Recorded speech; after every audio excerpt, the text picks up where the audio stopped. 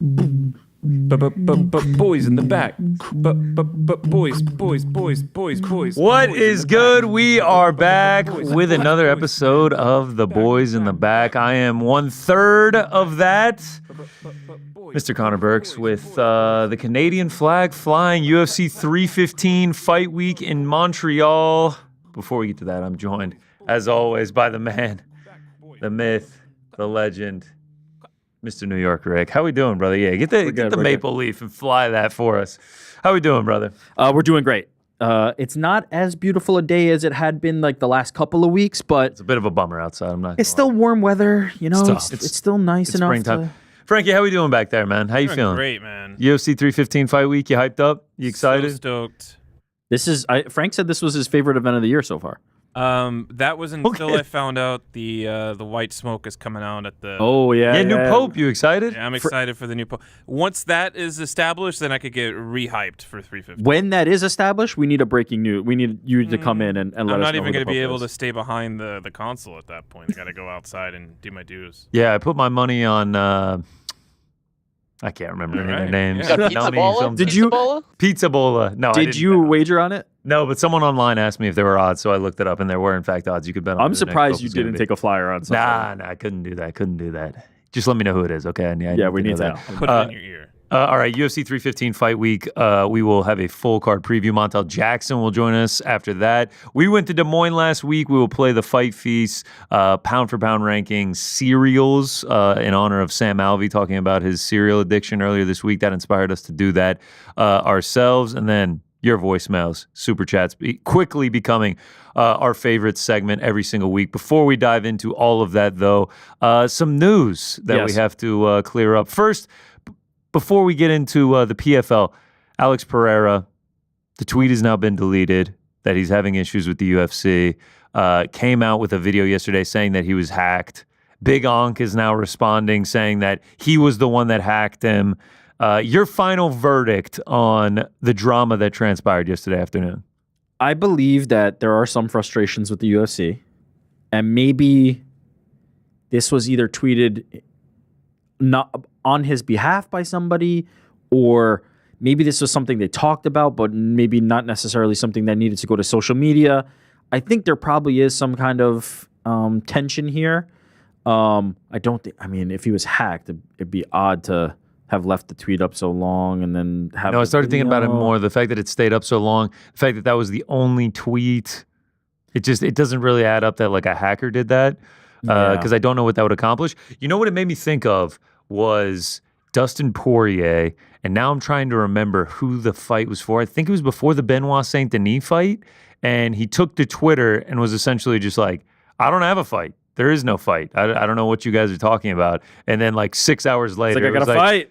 Dustin Poirier is fighting Benoit Saint Denis on Yeah. UFC 299. Sometimes you can kind of use the social to be like, "Look, I don't know what you guys are talking about. My hands are tied. Blah blah blah," and get your way that way. Yeah, hopefully if there are issues, they can be resolved. And if there's no issue, then great. Then we can march toward the rematch between Ankalaev and Pereira. The idea of Alex Pereira's final fight being the one that we just saw against Magomed Ankalaev Nah, at there's UFC no way. 313 makes me sick. Nah, there's no Makes way. me sick. To No my stomach. chance. No chance. Makes in hell. me physically ill to imagine that. He will not retire that way. Look, I mean, I guess there's a world. What if they were just like, hey, you want to go box Usyk for TKO boxing? Then maybe his last MMA fight would be that. Outside of that very specific circumstance, I don't think that will be the last of Alex Pereira. It seems to more along the lines of what you're talking about in terms of the leverage play. And again, maybe a miscommunication on, hey, do we want this to go up or not go up? But Alex Pereira has come out and said hacked, and we're moving on. We are moving on. Let's continue to move on, and let's go to the PFL, who announced today that they are canceling their PFL Paris event. Postponed. The dreaded postponement. PFL Europe Paris on May 23rd has been rescheduled, and a new date will be announced soon. All fans who have purchased tickets will receive a full refund.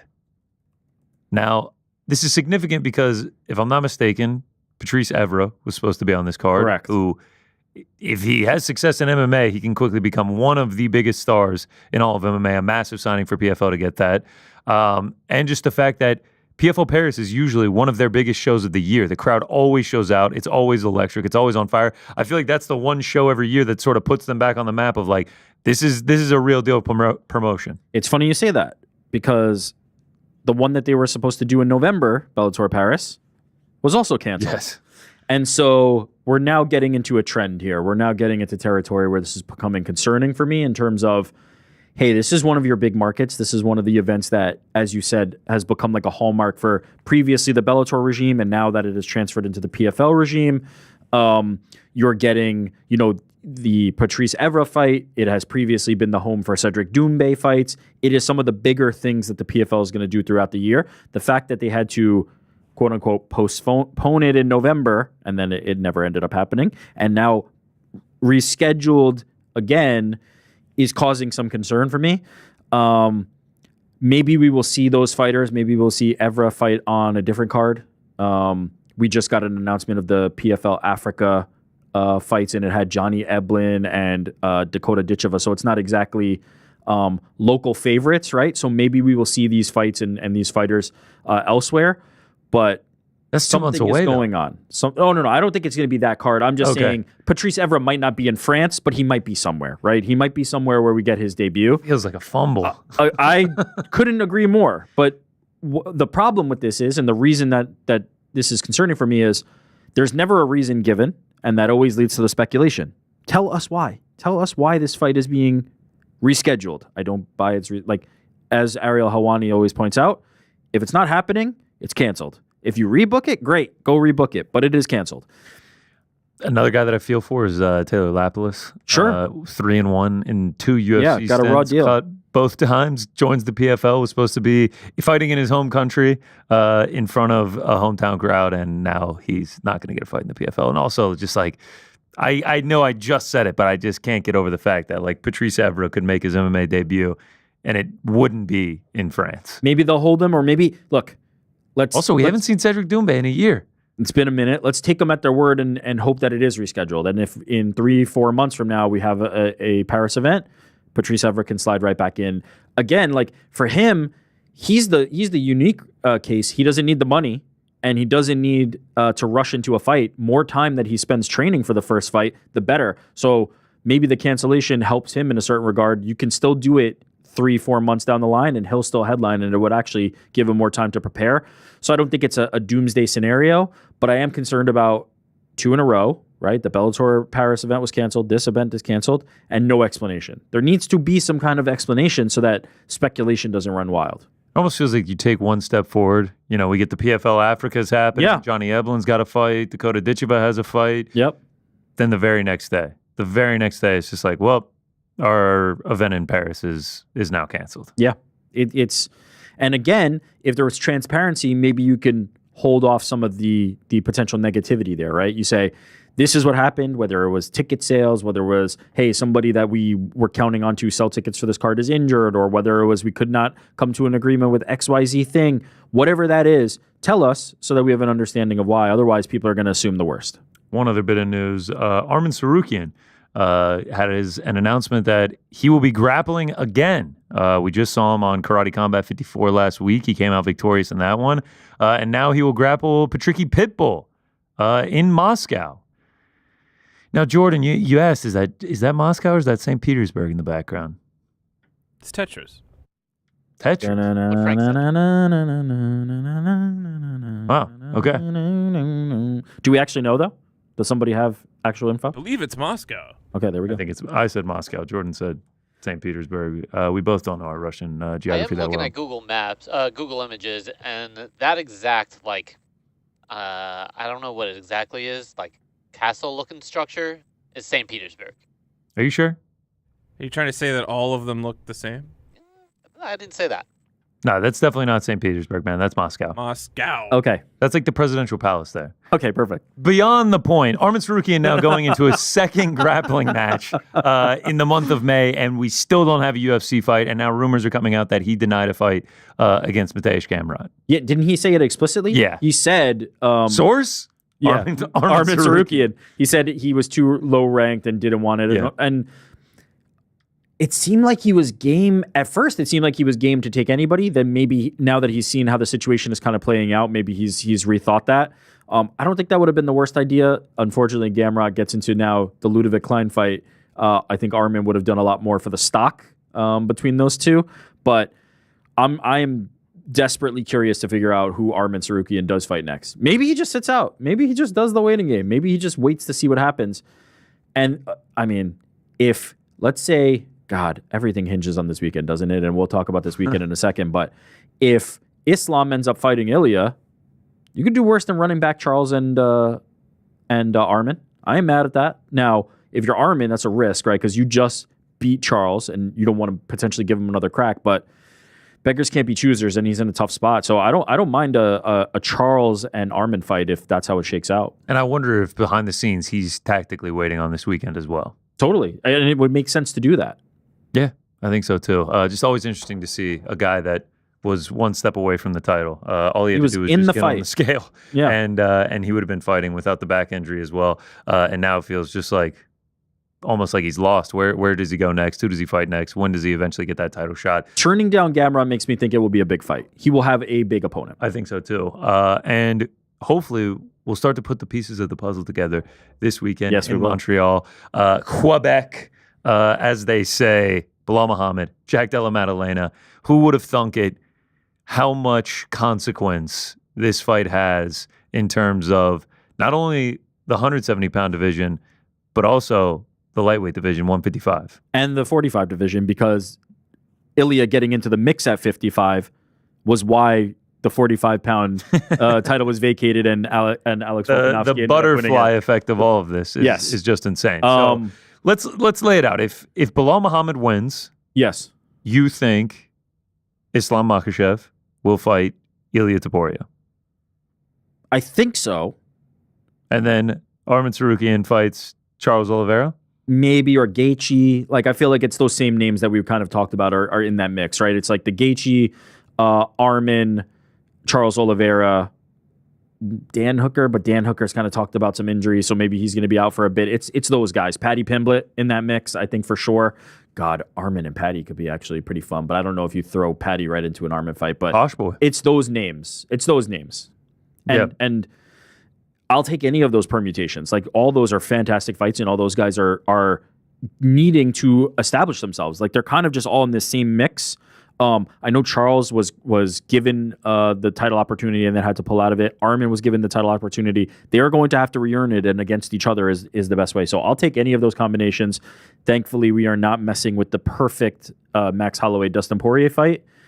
And man, they're set. They're booked. We can just slap them out of there. Can we put those rankings back up just for a second? Because there's only so many names, and they're all on here. We've got Armin at the top, free, right? We don't know where he's at. Charles, free. Justin, free. Then it's Max booked, Dustin booked, Hooker hurt, Gamrot booked. Then it gets to Paddy Pimblett. It's like these are the four names. Ilya is not on there. Well, Ilya Topuria. But he's also free. Theoretically will be in the Islam Makhachev fight in this scenario. And so you've got the four guys that are potentially in this round robin. It's like Armin, Charles, Justin, Paddy.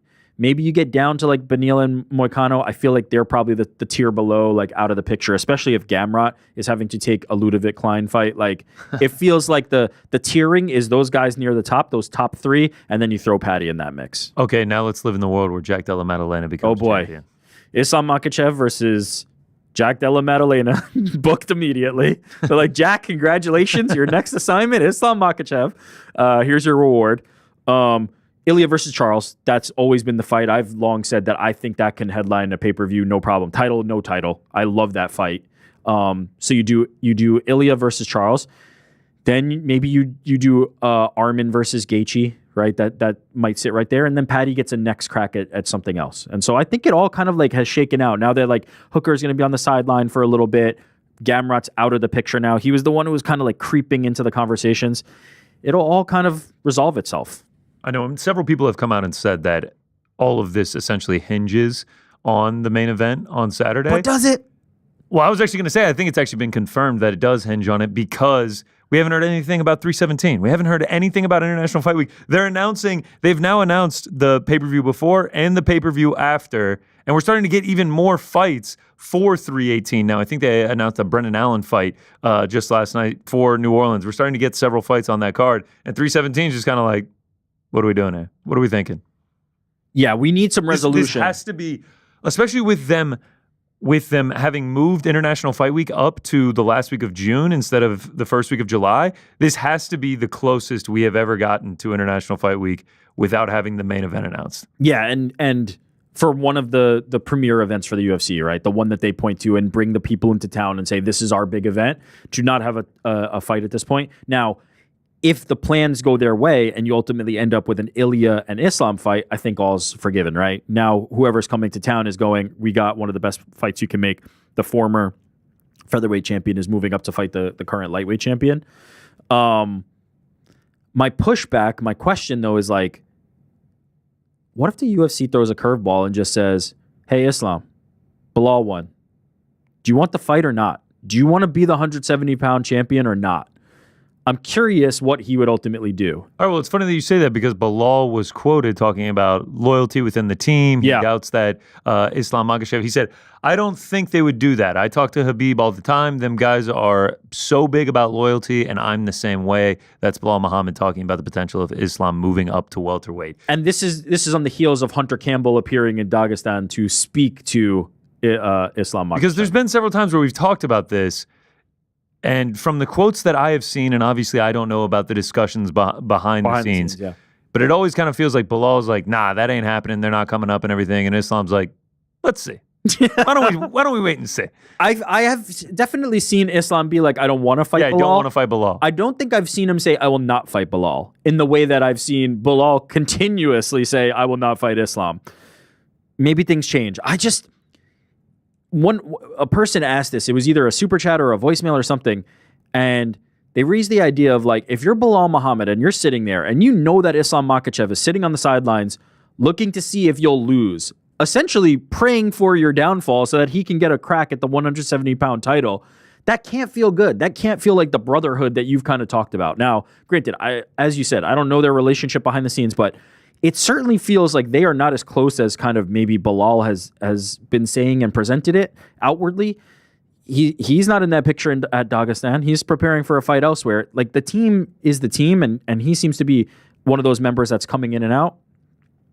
I wonder if ultimately Belal Muhammad is just going to be the guy standing in the way of Islam having a second title, and that would be enough to push him to do it. I suspect that if Belal wins, he will kind of abide by this storyline we've laid out. If for no other reason, then it would just look super goofy if we waited all this time and then he's like, all right, Belal won and I'll still fight him. It would be very goofy if we ultimately arrived there. I do wonder how long Islam can go, though, because like as we have on the graphic right there, Belal Muhammad is on an 11-fight unbeaten streak. He continues to just defend the belt. Like, Islam eventually has to be like, all right, man, I'm moving up to 170. Yeah. We're just going to have to fight each other. I think that's what we will ultimately see, if I'm being honest. Now, Islam is thick, man. He's a big dude. Yeah. Like, he's only getting older, 34 now, I believe. I can only imagine the older you get, the more he's kind of like, man, I'm cool with going to 170. the only thing missing from his legacy at this point is a second belt. That's the only thing. And that was the thing missing from Khabib's legacy, right? Khabib had the undefeated streak. He was when he left, it was the first time he was number one pound for pound upon his retirement. He's done everything. The thing he was missing was a second title. If you're Islam and you add that second title, you're now talking about like undoubtedly the best lightweight ever. Like, it's not even a debate in my mind at that point. The title defenses, a second belt, you are Teflon. You cannot be topped. And so it means a lot. And I think he'll ultimately take that opportunity no matter who's holding it, but maybe not this time. Oh. The new pope has been selected. Okay. Who is First it? American pope, Wow. American. Shout out. Yeah, let's go. Robert F. Prevost. Oh, I thought you were going to say Kennedy. All right, shout out. Is this funny to you? RFP, He said new Pope. Robert F. Kennedy. So yes, that was funny. Robert F. Pope in the house. Let's go. Go back to waving that Canadian flag. I thought they were just like all like Vatican dwellers. Like, I just thought everyone was just chilling in the Vatican. It's coming home, baby. It's coming to the coming home, States. baby. The papacy's coming home. USA, USA. I really Jordan, have no how idea you what that feeling? means.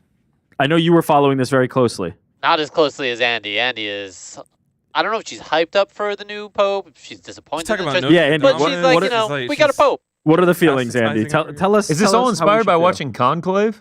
I think so. Yes. Shout Jordan out. actually has a picture of St. Petersburg and a picture of Moscow, and he's like, they're the same damn thing. I He knew just it was keeps- Moscow the keeps entire scratching time. His chin. I know the name of that palace is not the Kremlin. That's obviously like their presidential Red Square, palace. man. It is at Red Square. I just don't know the name of the palace itself. I knew that was Moscow the whole time. They're making While the Jordan's dropping Really in good like movie. multiple images of this.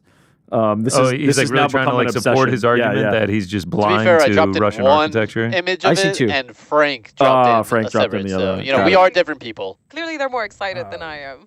Yeah. Connor- I'm not dropping anything. I'm here working. We Yes, got a new Frank. pope. We got to the bottom of the issue with the Moscow versus St. Petersburg. What else do we need to solve?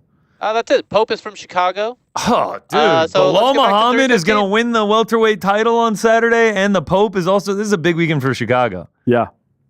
Chicago dogs on Saturday for the new Pope and Belal. I've still never had one. I should have one. They're quite good. Yeah, They're you quite Can you good. imagine the Raven. Pope come to New York and be like, nah, our pizza's better. That's- Chicago? that's- No, it's not pizza. Yeah. That's When was the that's last time we lasagna. had an American Pope? Never. This is the first one. That's why No it's shit. American Pope. USA, USA. I really don't know what that Carry- means. carry I thought on. they were all from Italy. I mean, you could have just laid a little bit of cheddar on the you realize American that Pope. the conclave is made up of cardinals from all over the world. I actually did know that because I saw the movie Conclave, and they're like, "Oh, this is our North American branch, Yeah. and this is our Asian branch." and then they this look is at our-" the Italian one and they're like, but you guys are the only ones that could be elected as Pope. I'm not big on the Pope, you know. Okay. Don't know too much about him. Well, we're about to find out. You damn right. US we are. I will say. Are we moving the Vatican to the states? Just transport it. All right. You were going to say something, Jordan? Go You will ahead, say? Yeah, bad news for me in the Pope election. Why? Mrs. On Air did not win her Pope pool. She Oh, had who did she different- have? She There had were different Pope names. pools? Yeah, she was in a Y'all little were pool for way the more popes. into this than I was. shout out Joe with the scene of music.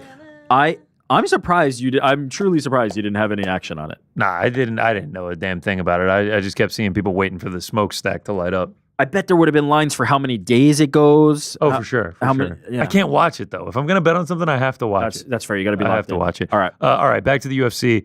I will actually play defense of the UFC in terms of like us having to wait this long for it. They want to get a resolution of this, and I think with the star power at play between Ilya and Islam and Charles and all these guys, and like the implications of him moving up to 170. International Fight Week tickets are going to sell regardless. I don't think it really matters. I think if you announce it mid-May, especially if it ends up being a banger fight card, like imagine if it's Islam versus Ilya and they waited and Belal wins and that's how they do it. I know it was supposed to be Conor and Chandler last year, but they didn't announce Alex and Yuri until mid-June. And that everybody still was a happy. sellout, and everyone Yeah. was happy, and everybody went. I think once it gets announced, everyone will be like, okay, we got it now. And if you're going to go, you're going to go. And if you weren't going to go, you weren't going to go. It doesn't really make a difference. I don't think they're going to struggle to sell tickets for an Islam Makhachev main Same. event or an Ilya Taporia main event, whatever it may be. I think it will ultimately end up being fine. Speaking of main events, let's talk about this main event. Yeah. Let's talk about the actual fight. Yeah. I mean, you can see the shirt. Been with JDM. He made his debut on Dana White Contender Series the week I started working on the MMA Hour. So I kind of feel like we came into this together. Kindred spirits. Kindred Spirits, Ange Lusa. I was like, what the fuck is Dana White Contender Series? And then I was like, who's this guy? Is Jack Della Maddalena? And it was a sick fight.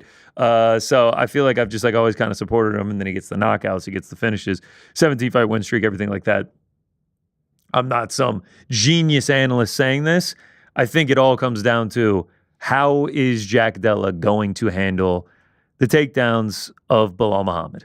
Now, Belal Muhammad has come out and said Don't he's buy not it. going to shoot takedowns. Canelo hands. Canelo don't hands. buy it. Don't buy. There's just no way that they're not in the gym being like, "Did you watch the Gilbert Burn tape? Yeah. Like his last fight before getting the injury.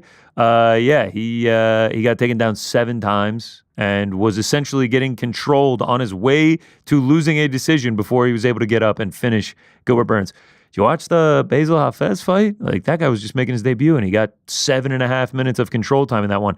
It has clearly been an issue for Jack Della in 2 of the last 3 fights. And somewhere that Belal Muhammad is very good. He is very Oh my good gosh, yeah. I mean, at mixing the wrestling and the striking. That's Belal Muhammad's best attribute. Is not necessarily like he's the most amazing striker or the most amazing wrestler, but he's very good at both, and he's even better at mixing the two together. When he has you pressed up against that cage and he's landing the punches in the way that he did get against Sean Brady, that can be trouble. Or he can transition into that takedown like he did against Leon, where he's just crowding him and then he's completely controlling him once it hits the mat. and in that fight, he got 9 takedowns and like controlled like half the fight. He's very well rounded, and I think he's suffering from a little bit of like, he can be a little bit cringe. People don't like his personality. People want him to lose. People don't root for him. They have the quote unquote boring stuff. Ultimately, I don't subscribe to that. I don't think he's that boring, nor do I think like he's that cringe. I think he's just kind of like, you either like him or you don't.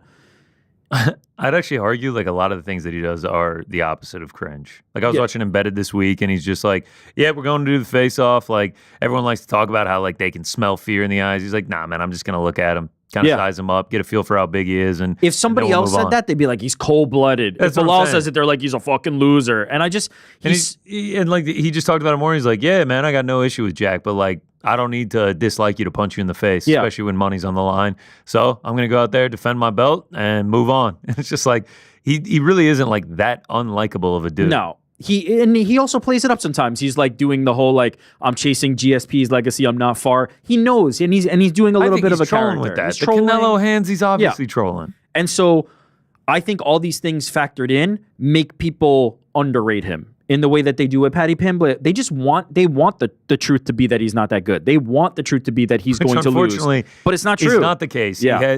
Even if he loses on Saturday night, he has become UFC champion. He's riding an 11-fight unbeaten streak. Beat the brakes off Sean Brady, dismantled Leon Edwards. The guy's like as legit as it comes. There's nothing more to be said about how good Belal Muhammad is. I think that's the stat right there that people that's it. to Decisions. think that But he's ultimately, boring. He mostly gets it done by decision. there's plenty of guys who fight to decisions. It's just like it's just how it is.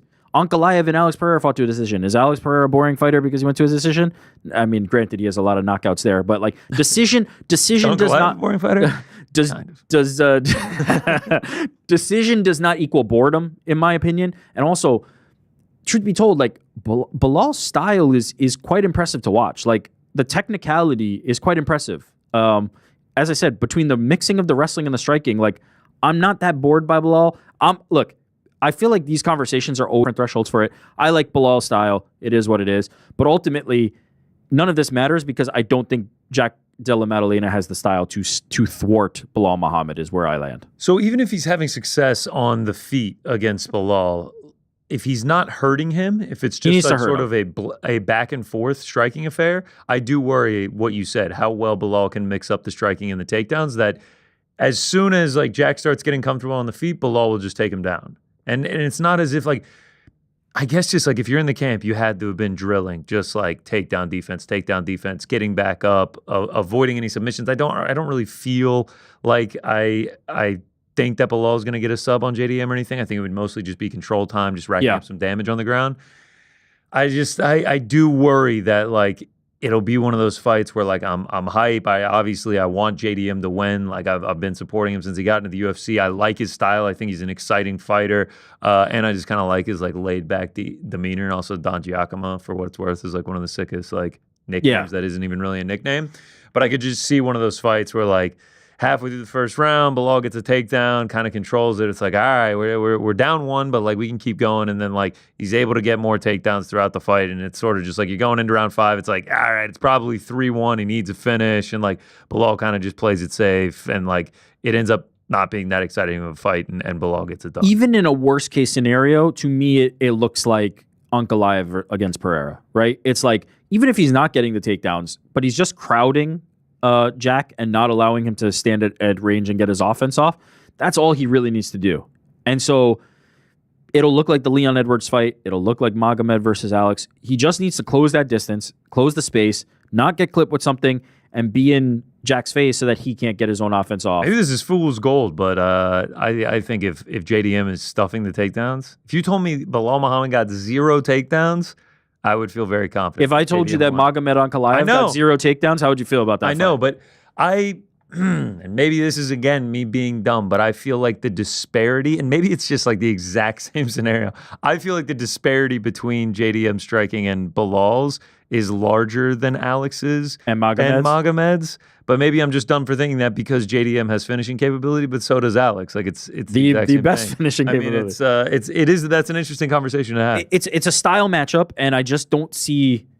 I don't see what Jack's going to be able to do to keep Belal from advancing forward. I see ways to win for Jack, right? Hurt him bad in some exchanges.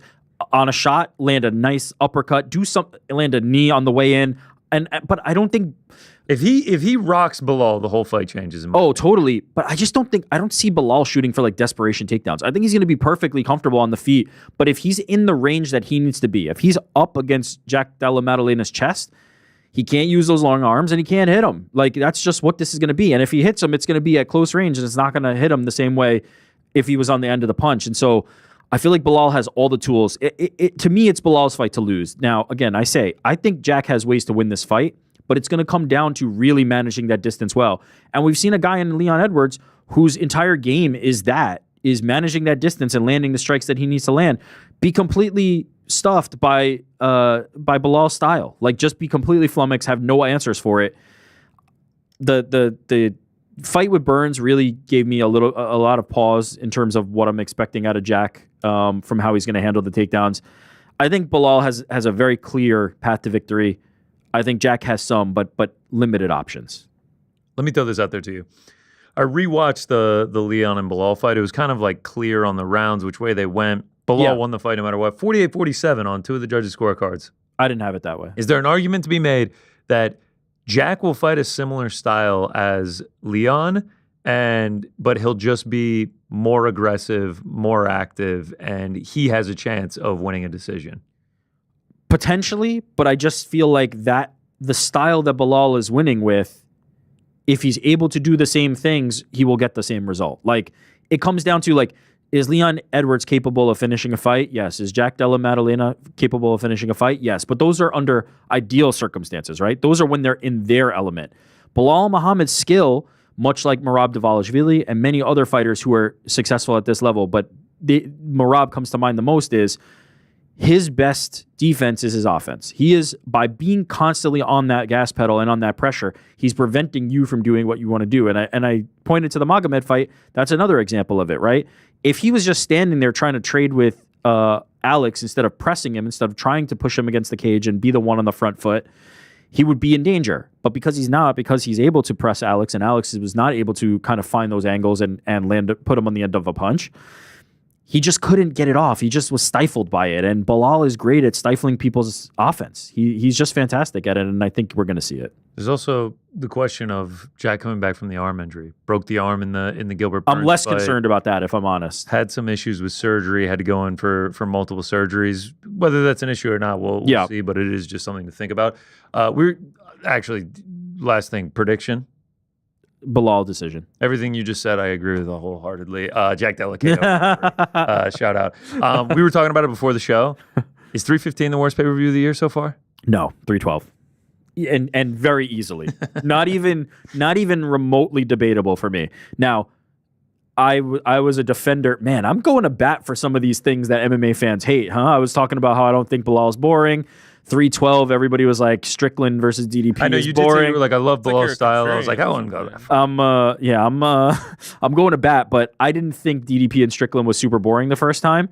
It was more boring the second time, but again, I was kind of fine with it. But the rest of that card was not hot.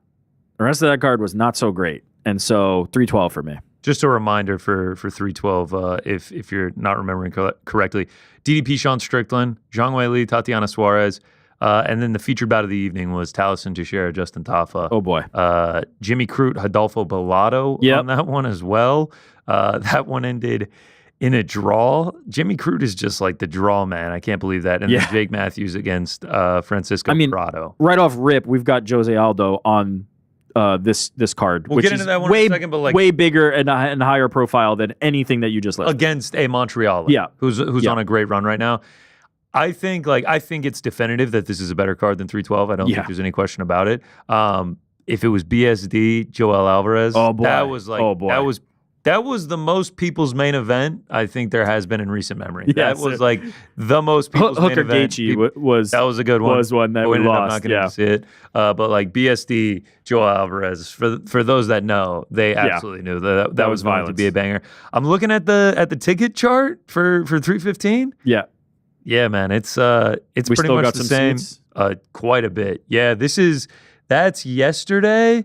It looks like they've cleared out a few since then, but like there's still a solid amount left. It's a big arena, man. It is a big It is arena. massive. What's It is funny the is second largest hockey arena in the world, actually. what's number one? What's Actually, I think it's in St. Petersburg. No, that's not a bit. That is legit. All right, Jordan, big St. Petersburg. Big St. fan, Petersburg noted. So yeah, it's. I think it'll probably end up being pretty crowded in there. I mean, look, it's not. Maybe it doesn't It's not gonna sell be out. sold They're out, gonna maybe? sell a lot of. They're gonna make a lot of sell out. money. How about that? They're gonna make a lot of money. Of course, they're always going to make a lot of money. But yeah, I just wonder if that speaks to the level of the card. I wonder if it speaks to Belal and Valentina being the champions represented on the card, or if it's just a huge arena. Ariel talked about, last time the Montreal event wasn't like a super successful one. Another one like this, maybe Montreal's just not the hotbed for it that it was. They used to go GSP so is often. But GSP was such a singular thing. Like it's like if we just did like 4 events in a row without Ilia Topuria in Spain, like would it go so hot? I don't know. But they had the guy that you could go to Montreal with. Now it's a little bit of a different story. All right, let's go co-main event. Valentina Shevchenko taking on Manon Fiorot, and currently still you can get Valentina, 9-time title fight winner, current champion, as the underdog to Manon Fiorot. I can't believe that. I'll be honest. I think Manon is very good. It's one of those things like I've talked about this in the past where it's like, will I ever get John Jones at this price again? Will I ever get XYZ person at this price again? If I'm getting Valentina Shevchenko as an underdog against somebody who's proven, but not against like somebody the caliber of Valentina Shevchenko, I'm gonna take it and not feel too bad about it, even if it doesn't work out. We talked about Belal Muhammad being good at mixing in the striking and the takedowns. Yeah. Valentina Shevchenko, I just went back and looked at the stat sheet. She has gotten a takedown in 12 straight fights, and she has gotten 37 takedowns in the last 8 fights, including 3, or at least 3, in every single one of those. You know what she's fantastic at, and she used this to great effect against Alexa Grasso multiple times, is when the striking is not going her way, she just shoots. She changes up the game and changes up the momentum. And now what was previously you kind of finding your rhythm and getting into your rhythm, you're now on your back for the rest of that round. She's fantastic at that, to your point of the mixing of it, but especially reactively where it's like, this round's not going my way on the feed, or maybe it's a little too close for comfort. Let me shift the venue here. Let me shift the avenue here, take it to the ground, and then she just completely dominated Alexa Grasso once she got it there. I think there's a real, like, if they stand and trade strikes, I think it's a relatively even match. I do wonder if Manon is going to have the volume. Like, I think Shevchenko knows she's going to have to put up numbers on this fight. Yeah, I think Manon will absolutely have the volume advantage. I think she averages like 6 significant strikes a minute. Like she put up like 172 on Erin Blanchfield. Like she puts the volume out there. There's no doubt about it. And She Val stays has to know busy. that. Yeah, and I the way that I see the fight going is that it is competitive on the feet, like you said, but I think Valentina being able to get it to the mat will be to her advantage. I know Manon has like a 93% takedown defense or whatever it may be, but like I don't think she's fought someone at the level of Valentina Shevchenko who's going to be shooting takedowns like her. I know she fought Erin Blanchfield, but like some of those attempts, she only attempted 3 over the 25 minutes. Some of those attempts were not the best. Not great attempts. And the other thing is Erin Blanchfield was giving her literally nothing on the feet to be scared about, right? The key to Valentina and Belal and some of these other fighters who are super well-rounded is you have to at least be a threat on the feet. You have to at least make people fear what they've got coming back against them on the feet. that allows you to open up that kind of takedown game. And so, yeah, I think for as long as it's on the feet, it'll be competitive. But then I think Valentina's going to be able to kind of find those opportunities to change it. Yeah, Manon, like she started out in the UFC, like knocking people out. She hasn't gotten a finish in 4 years. It's usually going to decisions. I don't really give like an age edge. She's 35. Valentina's 37. It's not like they're like, it's not like she's like, 29 to 37 or anything like that. So yeah, I just like, I don't know. Maybe I'm a casual. I love the beast. I love Manon Fiorot, but like seeing Valentina Shevchenko as an underdog is surprising to me in this. Same for me, and I think a lot of people out there. But on the other side of the coin, Manon has a lot of skills, and I think her grappling is one of the more underrated skills. Like when it does hit the mat, if she's doing it offensively, like I wouldn't be surprised if maybe she actually is trying to initiate some grappling exchanges as well. When she's offensively grappling, she looks pretty damn good, and I think there's going to be a world where whoever is able to impose their will is the winner, because I could see either one kind of doing it. I'm going with the experience. I'm going with the championship caliber fighter, but I don't think that there's not a possibility that Manon actually is the one who's the more offensive, aggressive kind of fighter in the scenario and actually can kind of shock Valentina Shevchenko. I just need to see that. I like you need to prove that to me first before I'm willing to go there. It's a fascinating fight. I'm very excited for that one.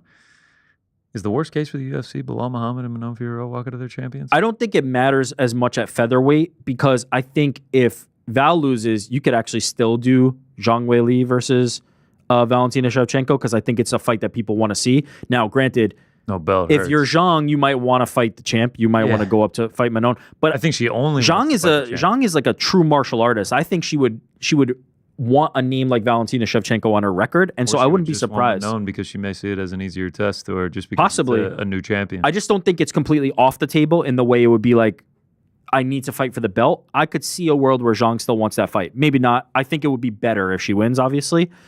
For the Belal part of that equation, is a Jack Della Maddalena title reign like so much significantly better? Like, no, I don't think it's like he's not Ilya. He's not Hamzat. He's not this guy that none like of those guys. We've been waiting in the wings for this guy to get his opportunity. But then that opens the door for Islam Makhachev to come up, become a 2-division champion, and then snatch that belt because like Islam's gonna super duper beat everybody. Star. Yeah. So yeah, we'll see what happens on Saturday. Let's go to the. I think you would fight Belal. Jose Aldo taking on Ayman Zahabi. Absolutely love this fight. You're getting the beloved. Amazing. Everybody loves him. Jose Aldo coming in against the hometown guy, Montrealer, Ayman Zahabi, or Ariel Helwani being the representative. I mean, they look scarily similar. There it is. I was hyped when this fight poster got announced. Shout out. I think I saw a video of Ayman interviewing Jose Aldo this week. You did? There they are. They're oh my God! Talking before the fight, trying to get some strategies down. Aldo doesn't look too happy to see him. Nah, man, he's pretty pissed to see his opponent like that. But yeah, this is exactly what you sign up for as a UFC fan. Aldo, beloved legend, coming into the hometown territory of Ayman Zahabi, who's on a nice run. I don't see any world where this isn't a striking matchup. Ayman Zahabi has one takedown in 8 UFC fights, and he ain't about to get one against 90% takedown defense with the biggest sample size stuffing Merab left and right. Yeah, if Merab went 0 for 16 on takedowns, I can promise you Ayman Zahabi ain't get one. Aldo's going to be happy to oblige in a striking match. I think it's just a 15-minute striking affair. It's probably close. It's probably exciting. I think the crowd gets really into it, and it's just a great time. If Aldo wins, everyone's like, woo, Aldo. Yeah. If Zahabi wins, the hometown crowd's like, hell yeah, Montreal, we're coming for the belt. Are you surprised that Aldo's as big a favorite as he is? Because you said close, and I also thought close. But he's like 2-1, right? So what I was going to say is that the fact that it could potentially be a 15-minute striking affair, I just have to favor Jose Aldo. I mean, this is again similar to the co-main event. Jose Aldo's 38. Ayman Zahabi's 37. Yeah, he's not a young. I understand Jose Aldo has many, many more miles against him, but it's not like he's looked bad in any of his recent fights. I understand the Bautista one was boring, but it's just like that's a style thing. What are you going to do that stylistically? Go back to the Jonathan Martinez fight. That one was fantastic. I can see him putting on a similar performance here. Yeah, and the lack of experience is clear, right? We're looking at the records. Aldo 32-9 professionally, Ayman 12-2. Like it's just the wealth of cage time experience, championship level experience is just drastically different. But I don't know. I just feel like there's no doubt that Ayman is coming this way and Aldo is going this way. For Now, sure. is he going to meet him at a time where he's going to have the edge? Maybe, maybe not. But I do expect it to be close. So I feel like there might be a play for the Zahabi bettors out there, but I do favor Aldo. I thought maybe it'd be a little closer on the lines, but I favor Aldo. And you mentioned Zahabi going up like this. What's kind of crazy about this one is like he's getting a big name. He's getting Huge. it on his home turf. This is his opportunity to This go is like it. top 12, top 10, but like this is it. You're 37 years old. You're not like a household name. You're not a huge name. If you lose this fight, like you probably fall out of the rankings. And at this age, at this division, it's like this is probably Do your or only die. shot of potentially getting into title contention conversations. Yeah, absolutely. Do or die right here. It's going to be a great one. I'm looking forward to that. Alexa Grasso, Natalia Silva. First love time this. we've seen Alexa Grasso since the Valentina trilogy. That not a great, like, I mean, I understand she's got to fight the top of the division, but you're getting like one of the hottest girls in 125 on the rise, 6-0. She's lost like one round in the UFC. Like, She's has she's finishing everybody's capability. favorite. Yeah, like Natty Ice, like she is a stud. And like you got to wonder where Alexa Grasso is at mentally after going a trilogy with Valentina Shevchenko. 1 win, 1 draw, 1 loss. It's kind of been a slog over the last 2 years at this point. So it's going to be interesting to see, like, whereas like Natalia Silva is just like, I'm coming for the belt, Yeah. I'm coming for the belt. So I'm very interested to see what Alexa Grasso brings to the table, but I think it'll be a competitive fight. I think it'll be pretty fun. I ultimately think Natalia Silva keeps her winning ways. Is it the volume? Because that's how I see it. I just think Natalia's volume and, never like- going to stop. She's just going to be on her from Yeah, honestly, jump. her ability to like sting people too. I think she- the damage she can inflict is The important. too. punches, the kick, she has it all, and she's so persistent with it. And on that rise to the title, man, there was death, taxes, Alexa Grasso by decision. Like, Yeah. if they were giving you Alexa Grasso by decision at plus Take 20, that. it was just like government hand out here. This is great. Yeah, I think Grasso. I think people have forgotten how good Grasso is. You know, we mentioned obviously the huge upset against Valentina Shevchenko. The draw, I didn't think that was a draw. I thought Valentina won that fight, and then the third fight she lost. So, you know, I had it. Maybe she would have lost the last 2 in my opinion, but that's against Valentina Shevchenko. Against the rest of the division, it's been, as you said, it's been pretty consistent that she's just like getting it done every single time out. And so I think people have forgotten just how good she can be when she's fighting at the top level. Another one who mixes it in so well. Like when she wants to go to the grappling, she can be decent there. Primarily a striker, though, the hands are crispy. I just think that on the feet, Natalia is going to have more weapons and just be a little more active with it. Like she's constantly just throwing stuff out to really, and then, as you said, sometimes she's got that pop on the end of it. Sometimes it's one of those kicks that just catches you out of nowhere. Kicks are So nasty. I lean Silva, but I do think this might be like a reminder of how good Alexa Grasso actually is. Yeah, it certainly could be. First one on the main card. Last one we'll talk about. Benoit Saint Denis versus Kyle Prepolek. Has been in the UFC before, back in 2019. Went 0-2. 1-1 in Bellator as well. This was supposed to be BSD Joe Alvarez. Prepolek steps in on short notice. A lot to ask. I mean, he's 3-0 over his last 3 fights, but he's only fought 3 times in the last 3 years. And like, who is he fighting?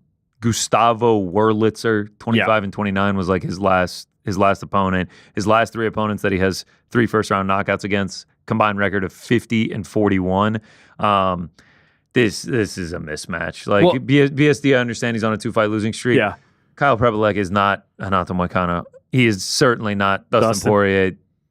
BSD is still a monster. I think he likely probably gets him out of here early. I think the fact that BSD is on a losing streak actually works against Kyle in this scenario. And he's like, I need a fucking man. win, Yeah. and he is gonna hurt. Unfortunately, like- that's going to come against you. he was preparing for war against Joel Alvarez. Again, we were all looking forward to that. God, that was going to be such a I sick think fight. he is. I think he's going to put a hurting on this guy, and respect for him to stepping up. Hopefully, he gets a contract out of it. Yeah, I don't think he's ever been knocked out, so like maybe he's just like a dog. But it's not I mean, just remember- knockouts. Like the submission game of BSD too. Like I mean, remember BSD when he made his debut, I believe, against Eliza Lou Zaleski dos Santos in 267, and it was like the one that was like everyone was like, "Call the fight, ref, call the fight," and like he took a beating like hell. But maybe that's what Prepolek does here. Who knows?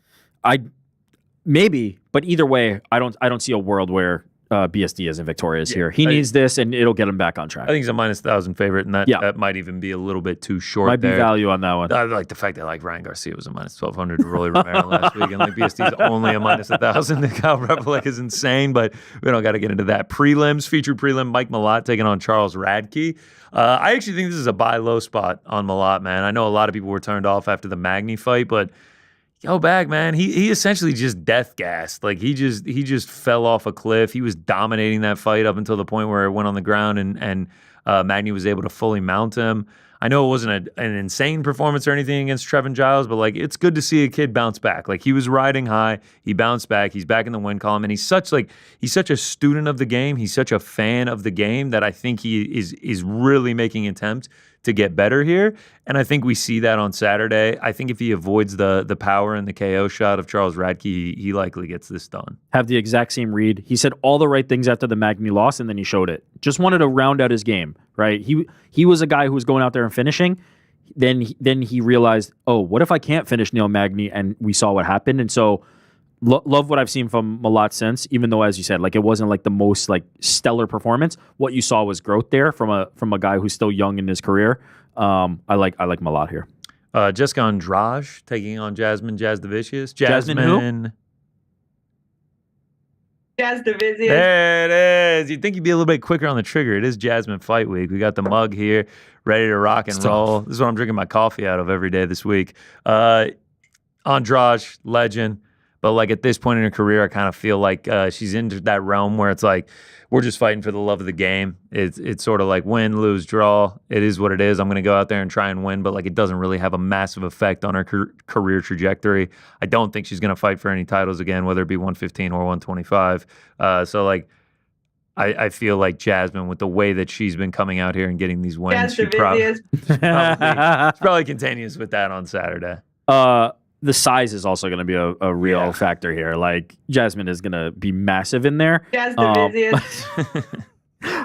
think that fighter, unnamed, will keep it rolling and be successful. Yeah, I think she'll be able to mix in the takedowns. I don't really think Andrade's like a massive threat off the bottom for a submission or anything like that. Jasmine usually good at navigating that.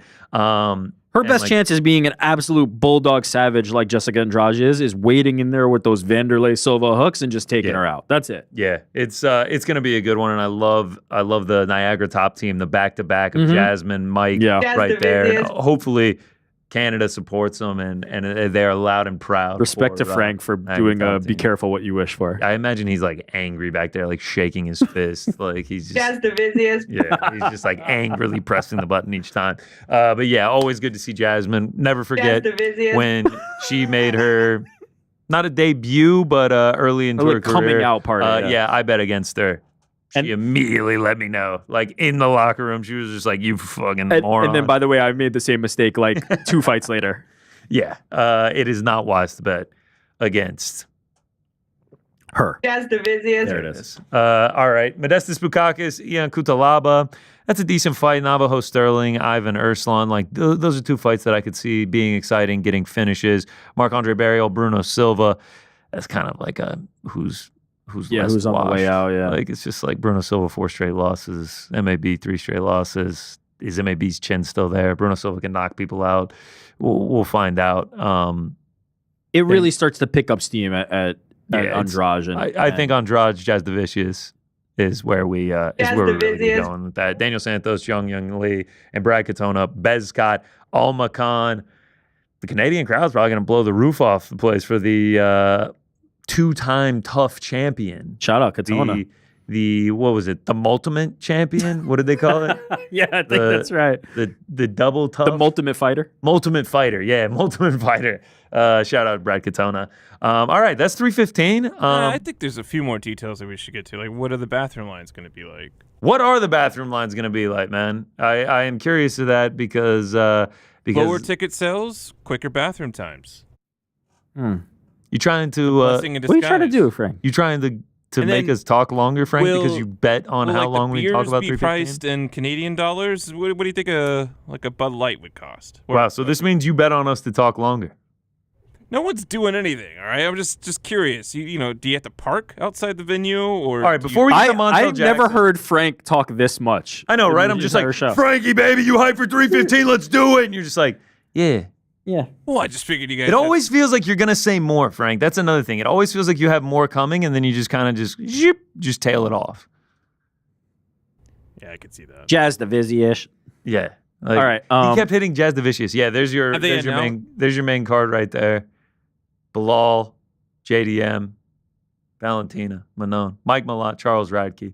Look at these graphics, man. Yeah, shout out to the graphics team. Shout out. High level production. Early prelims. MAB Bruno Silva. That ain't Bruno Silva. Someone made a mistake. That's who's that? That's the flyweight. Yeah. Isn't he also Bruno or Silva? Are they both Bruno think Silva? I think they are. I think he is Bruno Silva. He is Bruno Silva. That's but the wrong. but the smaller one. Can we just see that one more time? I got Marc-Andre Barriel at minus 148 against flyweight Bruno Silva. That was we should have put Bulldog or Blindado. That's right. He's the Bulldog one. Yeah, And you know who he fights next? who?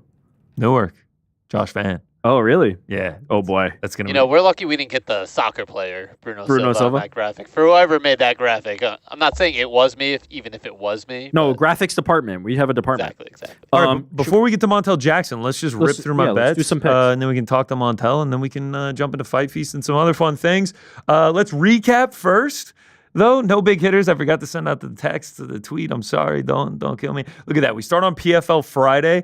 Kill it. Up 4 units. I'm like, cha-ching. We're going to have a great weekend. We're going to go win some more money in Des Moines. I cannot wait. Yeah, we didn't do that. We got way too exposed on Bo Nickel, the hype train, everything got conflated in my head. I was ready to go buck wild for Bo. Go to the next one. All those winnings, we doubled them with losses. I'm on a bad run, boys. I'm on a bad run. I'm down like 16 units since UFC Seattle, man. It's not great. I have full faith that I will bounce back. We've been through these bad stretches many a times since starting on the MMA Hour, but they're never fun to go through. And you know who is also on a bad run? The Parlay Pals. I keep just locking in winners week after week, and someone's got the red next to their name. We're now 6-16. I can't see it. Who 22 weeks. had it wrong? 22 weeks, and we've only won 6 times, minus 4.46 units. Do you guys remember that one time we would have moved right into the green, and then at the last minute, Frankie was like, I'm thinking Michael Chandler. I do remember that. I was meeting him at the top. I'm thinking Michael Chandler. All right, let's... Suck it, man. All right, let's rip Parlay Pals. I've already gotten Pete's pick for the week. He took one Navajo Sterling. I love how he just like has this confidence and like he was like so in on Malcolm Wellmaker the other 100%. week, like, and then he's just like, it's gonna be Navajo Sterling, lads. And it's like, all right, man, sounds good. That's a minus 305, I believe. Frankie, why don't you go first, Rick, and then I'll end it for us. We're still doing the randomizer. Yeah. So I will be taking Val and Manon to go over 2.5. Okay, over 2.5. I feel like the women's fights over 2.5, like that's your bread and butter. No comment. Okay. All right. That's minus 700. Did you say it was me or you? You. I was gonna say Jasmine and then point, but then Okay. it sounds like Jazz Frank's. Division. Oh Nice, wow, nice. double duty. Love it. All right, so you'll go Jasmine Jazz Division. Minus 310 on that one. I will go with the other guy from Niagara Top Team, Michael Malott. Love it. Minus 170. And that'll get us to plus 218 on the parlay there. I'm satisfied with that. I think that's a decent little shout there. We're not going to get into the green with a win, but we can ship our way there. We need a win. We need a win desperately.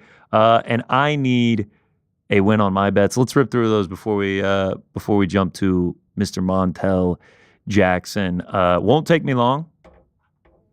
And I'll start with Young Lee Willie Cat Santos, under 2.5. These guys aren't the biggest finishers, but I feel like stylistically this is going to be a fight where they're going to get after it. I think both guys can finish. Both guys have been finished as well. And I think under 2.5 at -110 was a solid play. Up next, Urslan. Oh, Marc-Andre Barriault. I'm sorry. I do not think his chin is gone. I think he is going to be able to put on the cardio, put on the pace for 15 minutes, outstrike Bruno Silva, mixing the takedowns if he needs to. That Bruno Silva? And Or get the other that Bruno one done. Silva? That's the correct That's the Bruno right one. Silva, Jordan. That is the correct. I would be happy if Marc-Andre Barriault, the middleweight, was fighting flyweight Bruno Silva, and I got him at -148. But middleweight Bruno Silva will have to do. We roll along. Shout out to the graphics team. Urslan Sterling, under 2.5. I know last time out both went to decisions, but they both have a lot of finishes on their record. Big power. I think they're going to come in there. I think they're going to trade. I think someone goes down. We keep rolling along. Mike Malott, like I said, I think it's a buy low spot. I think he's very talented. I think a lot of people are getting scared away. This number's been plummeting. I think a lot of guys are getting scared away from the Neil Magny performance. And I think the Trevin Giles showed that he is here. He is improving his game, and I think he does that against Charles Radke. And then co-main and main, Valentina Shevchenko. Just can't bet against the champion as a dog. And then Jack Della Maddalena. It's a heart bet, but we've been supporting Jack since he entered the promotion. We're going to need to hurt him. We're going to need to sting him. But I got JDM getting it done in the main event. Don Giacomo, shout out. And then 2 quick parlays before we get to our guest. The pacifist parlay. Grasso Silva over 2.5. Aldo Zahabi over 2.5. Shevchenko Fierro over 4.5. And then a moneyline parlay. 2 women. Jasmine Jazdavicius. Natalia Silva. Jazz Shout out. And those are the bets for UFC 315. Shout out to the graphics team for the Montreal graphics there. Can't wait for that on Saturday. Let's go back to last Saturday. We were in the building, me and New York Rick, Des Moines, Iowa, where we saw Montel Jackson get his 6th straight win in the promotion against Daniel Marcos, taking his O. Montel, welcome into the show, man. Thanks so much for joining us. We appreciate the time. How you guys doing? Thank you for having me. We're doing really, really, really well, Montel. I have to admit, I've been looking forward to this for quite a minute because one of the things that we do when we're welcoming new guests is we do some research, and I found so little about you, Montel. Like I'm intrigued by you. I find you very mysterious, and I want to know more. And so I'll start with. It seems like there's not a lot of interviews out there. Is that a conscious decision? Are you trying to kind of like shy away from the spotlight, or is that something that's just kind of come by the nature of the fight game? I usually shy away from interviews, man. I'm a real private person. I value my privacy, and I like to not have I like to minimize all distractions if possible. I totally get that. I love that, and I think that comes across in some of the stuff that I have found. And so, if we can, if you don't mind, and please, guide us here. I do want to go back. I want to go all the way back. I want to go to growing up in Milwaukee. What was childhood like for Montel Jackson? Typical childhood. Grew up in the hood, the projects. My dad died when I was like 1 year old. Single mom. I got like 5 other siblings. My mom worked all day, every day. So, I was outside. And so when you were outside, what was the activity? Like, what were you keeping busy with? Did you get into fighting early? Was that the thing that kind of like kept you busy and away from some of the worst stuff? Or was it something else and then you found fighting later? Yeah, I was fighting in the neighborhood. Yeah, I've seen. No, that. but like, Continue. I'm sorry. No, but like, yeah, I was fighting in the neighborhood and fighting with friends. That's really how like the majority of my friends came. Is we all probably fought each other one time or many times, and we all eventually became friends and fighting other people from other neighborhoods. And then too, I always like to fight just because like my dad was a kickboxer. My dad was killed, he was an upcoming kickboxer here in the city of Milwaukee. He was killed when I was like, right when I was born. So it's like fighting is like almost in my blood. I saw that you started with wrestling. Did you have any desire to start with kickboxing instead? No, man, I was just fighting in the neighborhood, man. I didn't think about kicking nobody, man. I was just, just gonna fight you, man. Do whatever I had to. Yeah, you mentioned one of the things that stood out in the research. You were talking about like it's clear that you had a love of fighting and you were fighting the people in the neighborhood, and then obviously you were able to turn that into now a career for yourself. In one of your post-fight press conferences, I'm just going to read you a quote, and it's your quote, so obviously you'll be familiar with it, but I just wanted to read something that stood out to me. You said, "This is an unforgiving game. We've seen throughout the history of combat sport, guys get hit and don't come back the same. You've seen guys getting knocked out and they come back as a vegetable or they die. I'm from the Midwest, and one of the top boxers that ever came out of my area of Milwaukee was Gerald McClellan, and Gerald McClellan got knocked out and he was never the same. So I never celebrate or go crazy and stuff like that because this is dangerous." So there's almost like a competing thought, right? Obviously, I feel like you were passionate about the fight game and have wanted to do it for so long, but there's also that danger, and it seems like you're so aware of that, and that's why you're not like celebrating in those moments. How do those things, when you're in there, how do those things combat each other? Are you able to turn off that fear of being injured or even injuring your opponent and saying, I'm going to push this pedal to the metal because this is what I've signed up to do? Is there a reservation? How do you grapple with that when you get into the cage? It's either going to be me or it's going to be them. If I don't knock them out, I think in my head, I'm going to get knocked out. So I got to get them before they get me. Totally. And then after the fight, it's hoping that everybody comes out the best, hoping that everybody comes out healthy, right? Of course, man. I never want to I never like seeing injuries and stuff like that. And I don't want to I feel like I'm responsible for oh man, I changed this guy's life. He's never going to be the same. This guy can't play with his kids no more or something crazy like that. So you always pray that everybody come out, healthy. Have you ever come out of any of your fights and felt that way? Have you ever felt guilty, I guess, for lack of a better word, for something that did happen in there? Or has it just been, it's you or me and we'll live with the results? Sometimes I do. I remember early on in my career, I was still an amateur. I had knocked this dude out in the gym, and he was never the same after that. Do we know where he's at? Changed his personality. Do we know what happened to him ultimately? Do we know where he's at now? Yeah, man. He's fucking batshit crazy. Wow. Yeah, that can be scary. Did that at all change your view on you getting in there anymore, or was it just you are so dedicated to this game that it didn't affect that? No, it didn't affect that. It just I gotta be more responsible, and I know and understand with great power comes great responsibility. So I gotta be aware of what I'm doing and what I could do to people.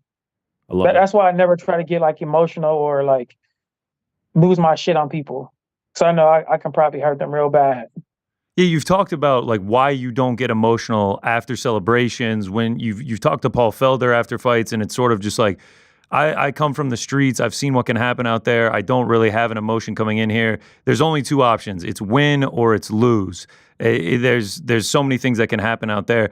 What is it specifically that makes you not want to celebrate after those massive knockouts that we've seen so many times? It's over, don't live in the past. That moment happened already. Now I'm on to the next one. We gotta get the next one. In just seconds, you're already thinking to the next one. It's over. I already won. I'm gonna be sitting there talking about something you don't be one of them dudes that sit there and talk about what I used to have, or man, what I used to do, and man, I remember back in my day, I was this and this. Man, what you got now? That's incredible to me. So you go out and you beat Daniel Marcos on Saturday. Is there any celebration, or it's just all right? Let's bounce from the arena. Let's get home and let's get back to training. Bro, I want to go home, man. I want to go home, man. I've literally trained 10, 12 weeks. I've held all my people hostage, all my training partners, my coaches. I held everybody hostage, man. I haven't talked to people in weeks. I get a chance to turn my phone on and communicate with people and get on social media and answer some of the people back, and it's a little bit of a relief, and I feel somewhat happy. And then too, I didn't even my birthday was the week before, so I didn't even celebrate my birthday. anything. Like I didn't even have a piece of cake until like Monday. I had a little cupcake, like just the little things, man. Let us be the first to wish you a happy birthday. Actually, speaking of the birthday, I saw just a few years ago you got a letter from the mayor, and you were saying that April 24th is Montel Quick Jackson Day in Milwaukee. Yeah, man. Eventually it's gonna be, man. But it's, to all my friends and the people in my neighborhood, that's their day that they go out and celebrate, man, on my birthday, man. So as a guy that doesn't really like to celebrate, what does it feel like getting that honor from the city that you grew up in? It's big, man. Like, bro, I'm from the hood, bro. Like all my friends are like, majority of all my friends are like either dead or like in jail, man. So like, me just making it from where I'm from, like I'm like an anomaly, bro. Like I'm a unicorn.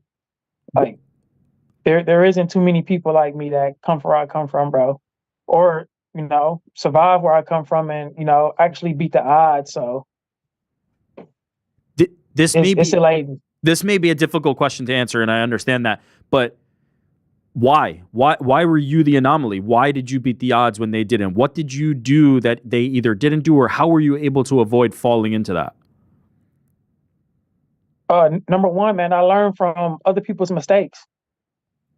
Like you got to learn from other people's mistakes, and like I was confident enough to stand by myself, and like I always believed in like doing the right things the majority of the time. Like in the long run, like this, some of the decisions I made at that point, like I felt like I had no choice, or this is what I had to do because it was the environment I was in. But I had to do what I had to do to win them little battles to get here. So,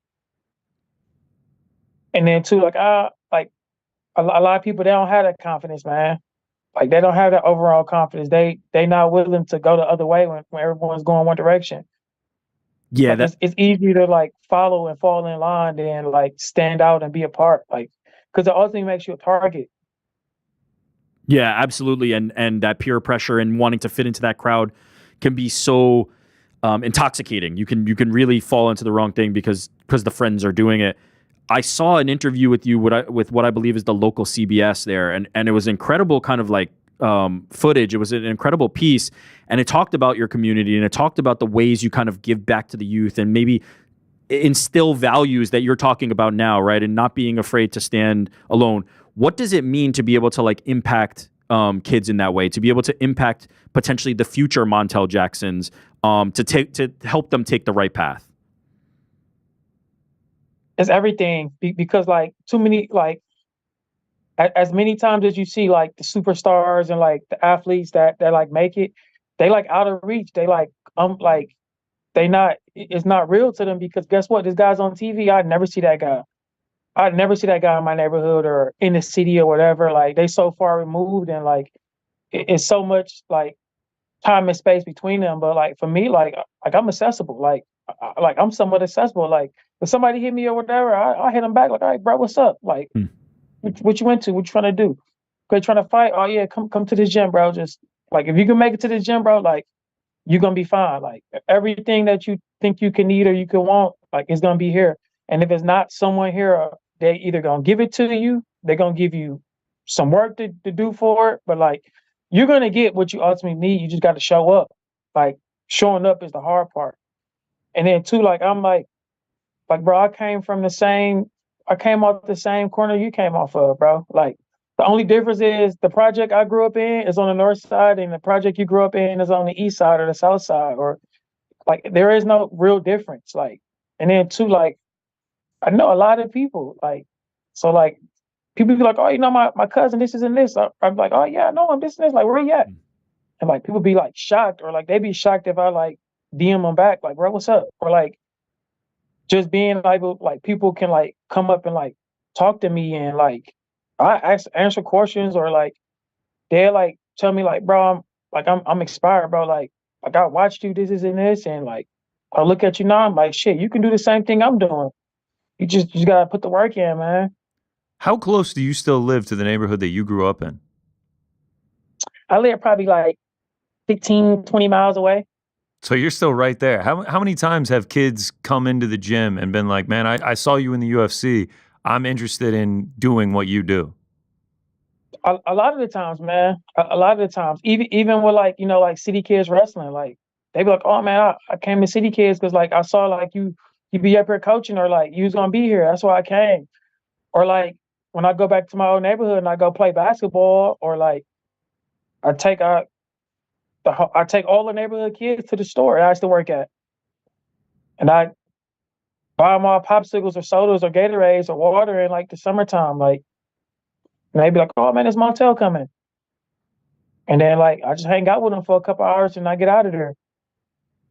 I find that so fascinating and incredible because you're kind of painting a picture where you don't like to put the spotlight on yourself in that regard. And we've talked about like not wanting to, you're a private person and not want to put yourself out there in that way, but you're so giving with your time in your community. And in that CBS interview that I referenced earlier, you had such an incredible line. You talked about a proverb where it basically says a child not embraced by the village will burn it down to feel its warmth. And you are providing that warmth to so many kids out there. It's absolutely incredible. I commend you for that. Man, like that's what we see, man. Like a lot of the kids that cause trouble or like always in trouble are like the kids that has been like left behind or abandoned by like the community, because like the first thing a person to say is that's not my kid, or like I don't live over there. Like I'm why do I care about that? Why do I worry about that? Or like why are we spending money on that? And it's like they're not like investing in the youth. And if people don't see the value in themselves, they're not gonna see the value in their neighborhood, the people in their neighborhood, or just society in general. So like you got to invest in these kids, man, because they are the future. And that's why it's so many kids that just out here doing anything, man, like risking their life for the stupidest things, man, or risking their life for a thrill, because like no one's ever taught them to value themselves, or they don't understand like the value of life and time. And they don't understand that like, one mistake, like you're gone. Like you're never getting out. You're never getting out. And like once you in that system, like you like you're never going to be free, even if you are free, because like you're failing. That means 9 times out of 10 you're gonna be working some low end job, and like it's a problem. Like you don't want to go that route. Like it's no fun. As a young man, you seem to have such an incredible perspective on this, and I'm wondering, like, did you always have the perspective? You talked about kind of like looking around you and seeing some peers that were the example of what not to do. But was there like somebody in your life who guided you in this direction, who laid this map out for you, this plan out for you that allowed you to stay on this path, and now you're kind of able to pass that along to others? Was there somebody like that, or was it all just looking around and saying, that's the mistake I'm not going to make? Man, I had a culmination. So I had like Roger Quindell, like he ran City Kids, my wrestling coaches. So I had like a couple of like my older friends and stuff. It was like neighborhood drug dealers and stuff. So like they were always like they could like see through like the facade, or like the kids being tough and all that stuff. And like they'd just tell them, or like they'd tell me like hey man, tell like you smarter than all these kids. Like why you hang around these kids? Like you don't gotta hang around them. Like you don't gotta do what they doing. I'm like yeah, like they're like tell you like, man, be an individual, man. Like don't be afraid to be like different. And then too, like just through sports, man, through sports, like I met like a lot of great people, man. Like wrestling saved my life, and like it showed me like some of the stuff in my neighborhood I was seeing was like it wasn't normal, and like it showed me that like I was like desensitized to like a lot of the things, and like the stuff like I saw and experienced in childhood, like it wasn't normal for a kid. Like it's not normal for a kid to like experience death. Like, oh man, my friend got shot, like my friend got killed, or like my friend in jail for 10 years because he did like he was a serial robber and stuff like that. Like, and like going to like different areas outside of like Milwaukee, like I just saw like different, like damn. You've obviously been through so much in your life, and you've sort of gotten the blueprint now of how to get out. You have a ton of time left in your fighting career, but do you have sort of like a dream, a vision of what you want to bring to your community, whether it be opening a gym or just a place, a foundation for these kids to go? Do you have like a vision for what you want after your fighting career is over? Yeah, man. So like my goal ultimately is like to go back to like my neighborhood and like to buy the whole thing, man. Like buy the whole thing and create like a safe space for like all kids and people to live like normal lives without like crime, violence, and like shooting and people selling drugs and stuff like that's my goal ultimately is like make as much money as I can and like go back and buy the whole area, man, and like change the whole area to something positive and like put like a rec center in the middle of it that's free. You use some of like the money I collect from like the association fee or whatever, or like the little area fee, and like put it back into the community. So like any like the kids in the neighborhood can have like a resource and somewhere safe to play like year round. And that's such an incredible goal to have, and we hope you can get there. And it seems like you've been wanting to be busy and climbing the rankings, and hopefully you'll be able to get there. One more thing, we noticed, one of the things we do is we look at a fighter's IG, and we notice a lot of like tribute posts, and there was one that said like #Manny Day that was kind of repeated. Can you tell us what that is? So Manny Day, or like it's like our hood day. So like it's like a day where like I throw a party and like a black party, and like all my friends from like that I got left and some of their family members and stuff, like people in the community, like we all come together and like we celebrate each other. We celebrate unity, love, peace, brotherhood, and like we commemorate like the people that's still here in jail, dead, or like somewhere they don't want to be, whether it be on drugs or somewhere just walking around here like a zombie. We try to celebrate each other and like bring everybody together, because like year after year, like we lose like multiple people to like prison or like death. So like it, as messed up it is like that might be some of our last times like seeing these people. So like I always try to bring everybody together.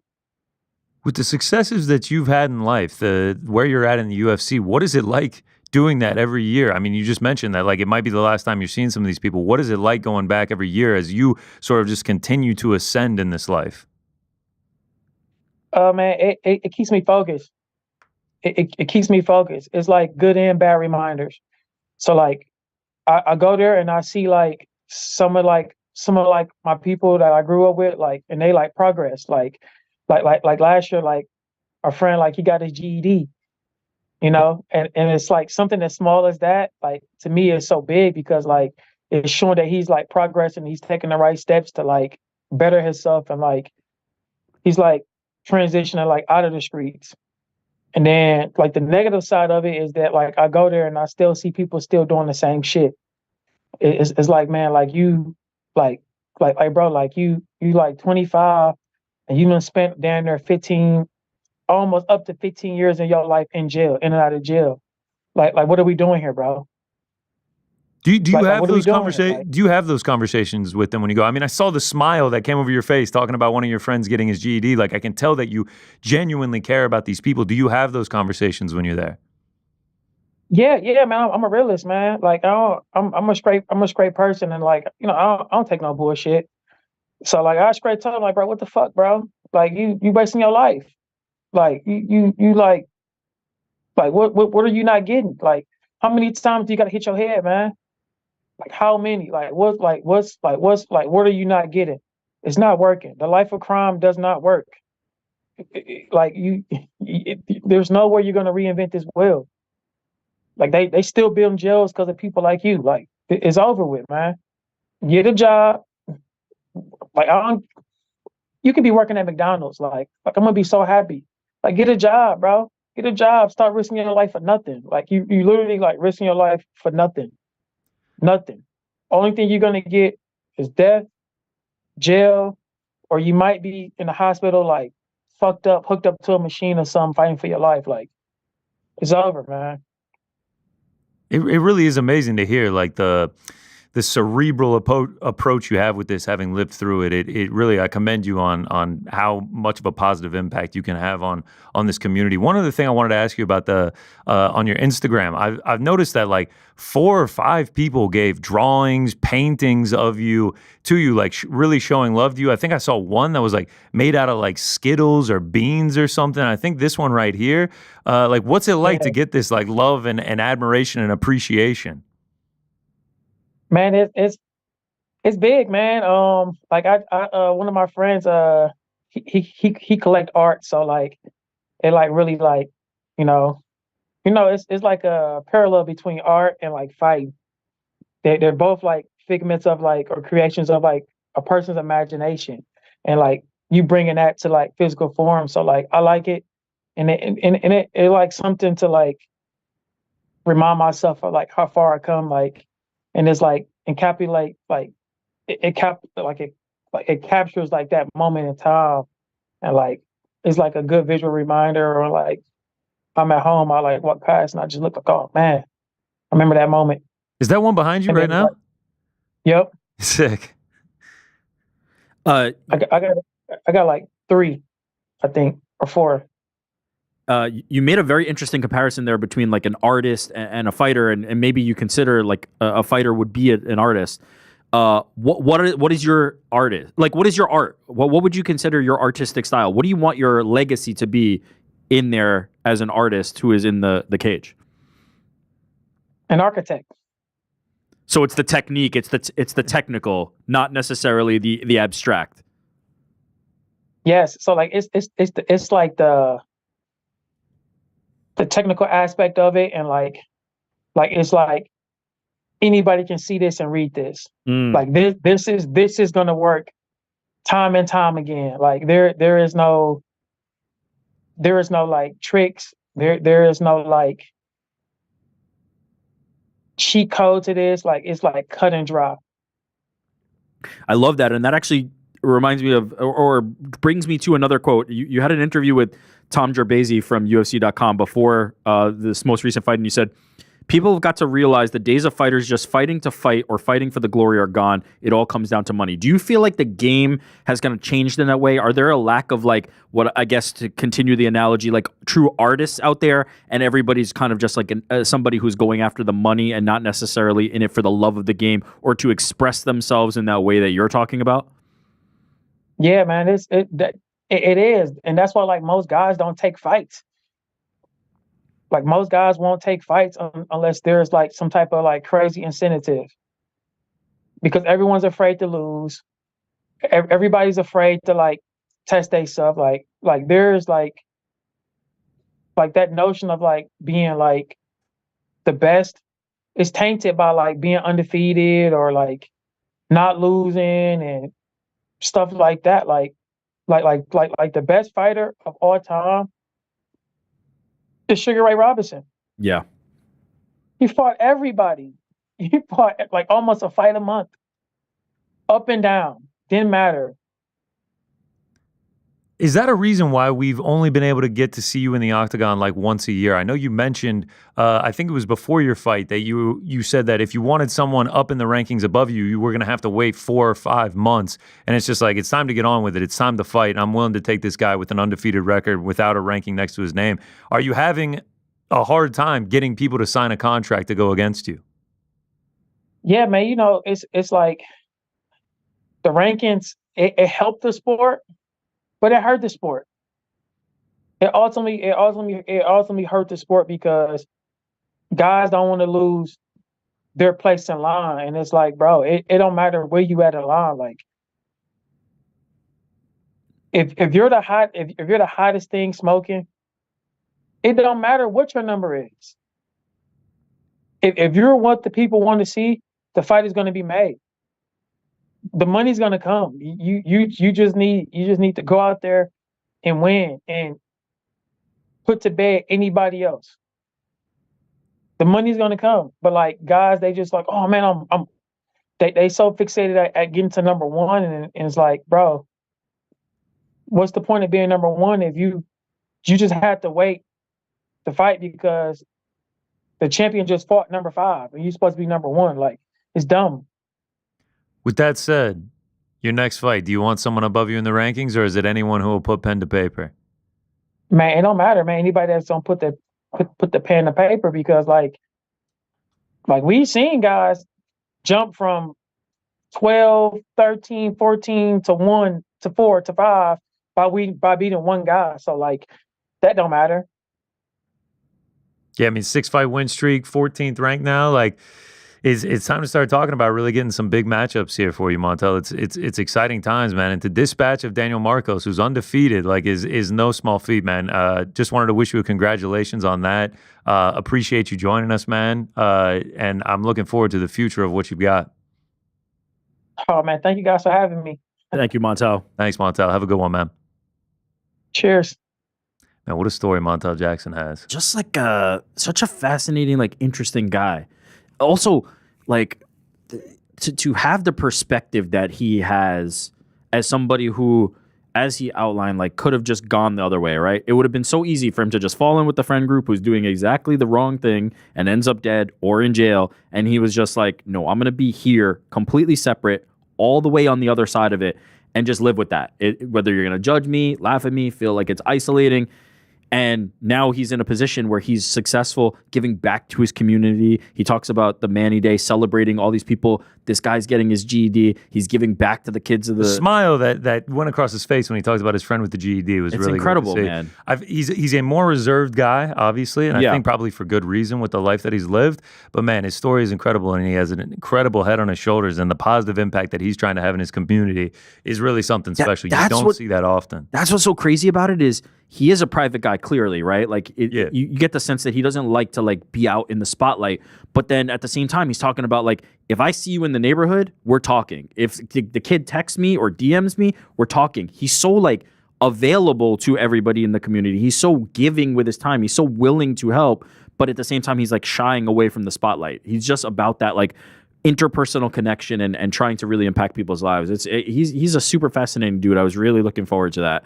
It's like we've kind of joked with like, oh, our yearly Montel Jackson fight. But if he's just not getting fights, if people just don't want to fight him, there's really I wouldn't want to fight him. I'll tell you that. I wouldn't want to fight him either, man.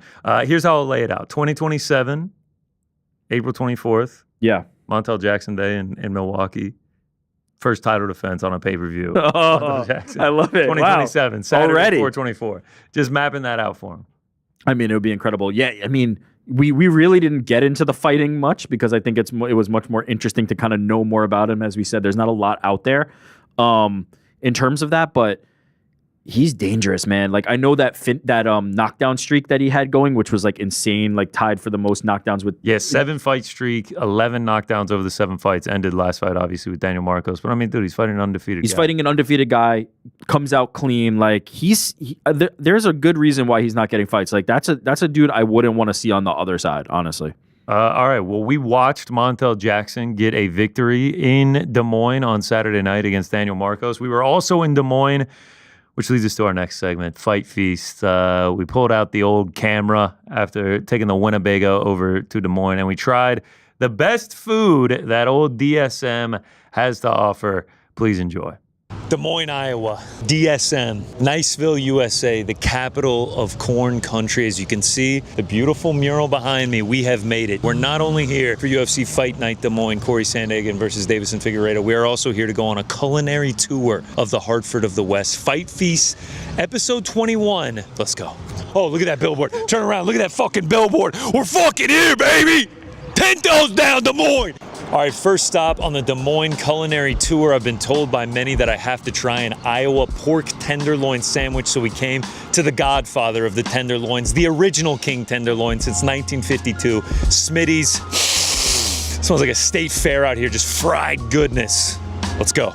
The Smitty's King pork tenderloin, you could do queen and make it small, or you could do king and make it as big as this. I mean, this thing is comparable to my head, comparable to the size of my head. It's absolutely massive. I don't know how to attack this. They gave us a fork and knife. We're not using those. If you look over my shoulder here, we got best pork tenderloin in the city, 2015, 2016, 2018, 2019, 2020, 2022. Best onion rings in the city. The awards are there to back it up. Okay, here we go. No plate. No plate. We're just on paper here. No plate. Couldn't love it more. This is fucking ridiculous. Let me just get a selfie in here with it, because it's so ridiculous. All right, here we go. Wish me luck on this journey. Smitty's King Pork Tenderloin. Fried well, I'm not gonna lie. With the pickles and the ketchup and the mustard and this specific bun, I mean this in a complimentary way, it gives me a McDonald's vibe. What do I do with this? What do I do with this? Just fried goodness. Rick.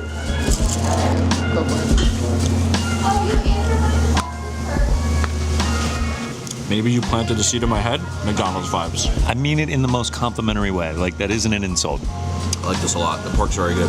I'm a fan. Onion rings. I've never known. Do you dip onion rings in anything? Ketchup, mustard? Let's go plain first bite. This is a little double up. Oh yeah. Thick batter. Get that kick from the onion. I mean, just take a peek at the crunch here. I'm covered in shrapnel from the fried. Crumbing all over me. Here we go.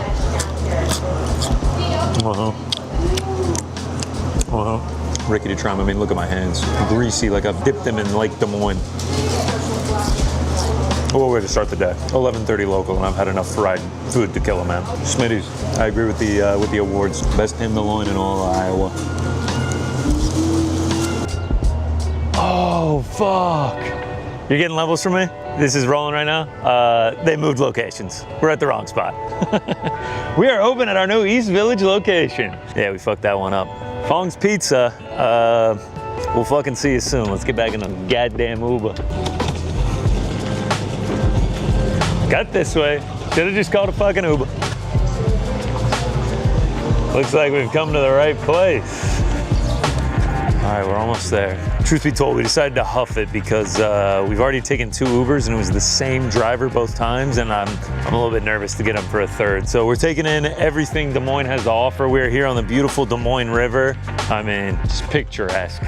It's a big move for Fongs to go across the river. Uh-oh. Do I spy with my little eye Wells Fargo Arena? Home of not only UFC Fight Night Des Moines, but the 2005 Tony Hawk Boom Boom Huck Jam. And it's like seeing the Eiffel Tower for the first time. The Statue of Liberty. All right, we made it across town, across the bridge, to the new Fong's Pizza location. Looks a lot better, I'm not gonna lie. Home of the famous Crab Rangoon Pizza. Sounds like that's right up my alley.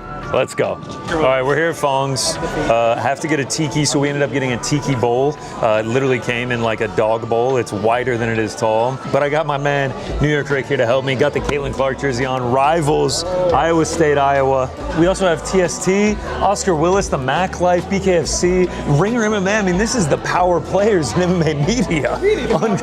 Uncrowned. Mac Life, Ringer MMA. Come on, bring that head down here, Troy. Come on.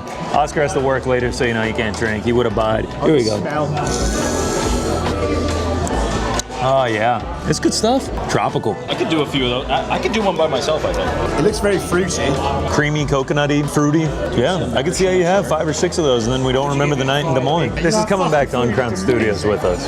We got some Thai sticks to start, highly recommended by our waitress. Thai peanut sauce, bacon, and hot honey. This is gonna go beautifully with the tiki drink. Definitely doesn't have stomachache written all over it.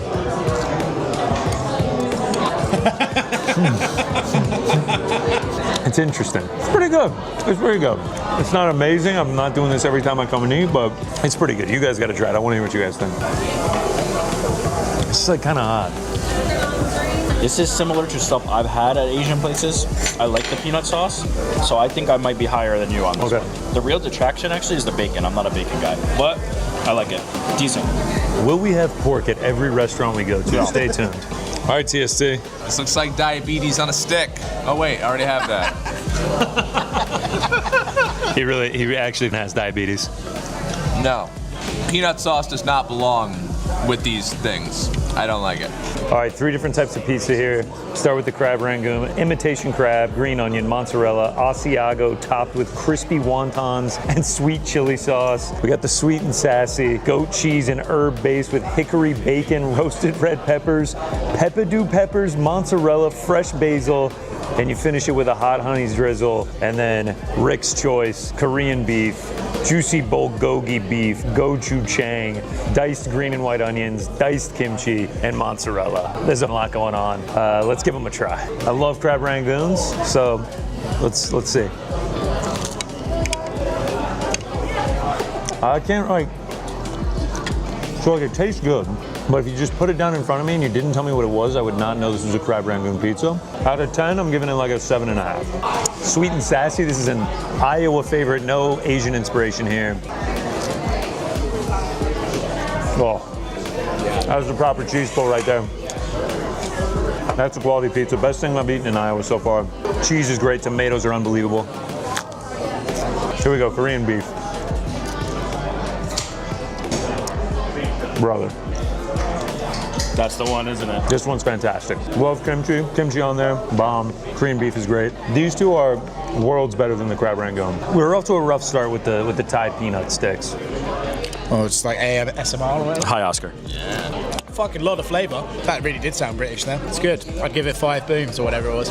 Another positive review for my choice. All right, we're gonna try sweet and sassy here. Iowa's favorite, America first over here. Over the dog dish that we're going to be drinking out of. Risky play. Again, I don't know what any of these things are, as you alluded to, but it's freaking delicious. The peppers, the tomatoes, whatever this cheese is, I'm here for it. I'll give this 8, whatever your ranking is. I'm waiting for a piece of tomato to drop into the Aloha bowl. I'm the only one drinking this anyway, so whatever, it's all me. Big Korean food fan. In fact, just yesterday, ate Korean food with one Ariel Helwani. Shout out Ariel Helwani. Delicious. Big fan. Korean beef. The flavor of Korean beef really does it for me, so I'm going to try this one. Hopefully a little spicy too. I like it. This is quite good. Sweet and sassy is actually better. Sweet and sassy takes the prize. I'm a line. This is an award-nominated reporter interviewing you right here. How does it feel to be part of the crew? Oh, it's phenomenal. You know, I'm a lone ranger usually. Having to talk every time you take a bite is a bit much. I agree. But thank you, camera guy Nick. Shout out camera guy Nick. Stomach is starting to wear it. Only one place to go left, but we'll make it through. Hope the old Wells Fargo Arena's got good bathrooms. Give me a kamikaze shot. All right, kamikaze shot, boy. Cheers to Des Moines.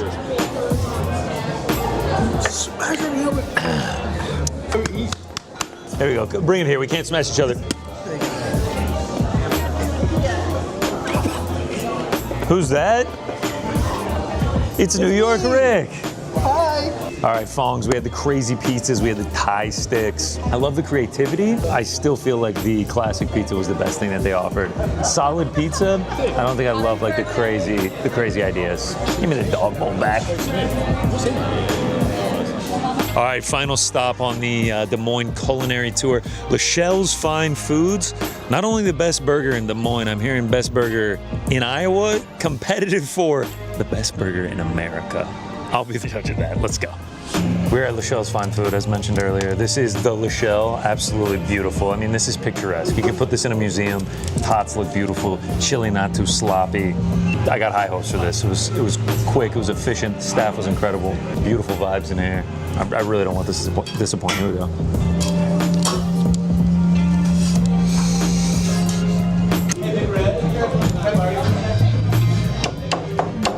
I ain't disappointed. Unbelievable burger. This is 6-7 bites and it's gone. We made a McDonald's comparison earlier. This is not fucking McDonald's. This is Lachelle's Fine Foods. LFF sauce on there. The bun is like a work of art. Whoever placed the sesame seeds on this bun is an artist. It's beautiful. Tots are almost too pretty to eat. We're gonna eat them.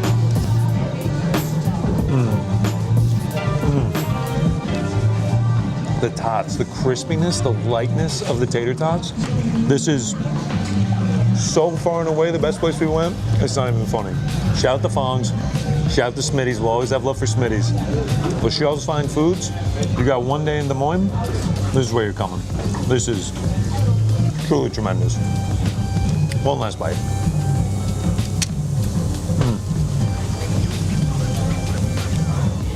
10 out of 10. These tots are incredible.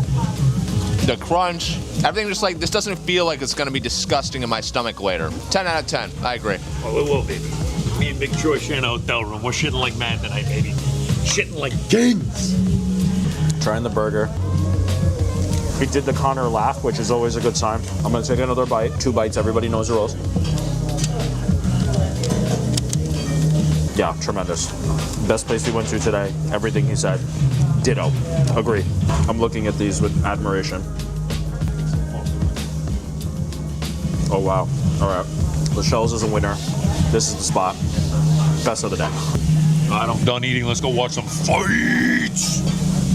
All right, we are in Des Moines Airport, getting ready to leave. Oh, camera guy Nick just got a questionable egg sandwich to finish off the fight feast. Not sure how that's going to play on the bumpy 3-hour flight.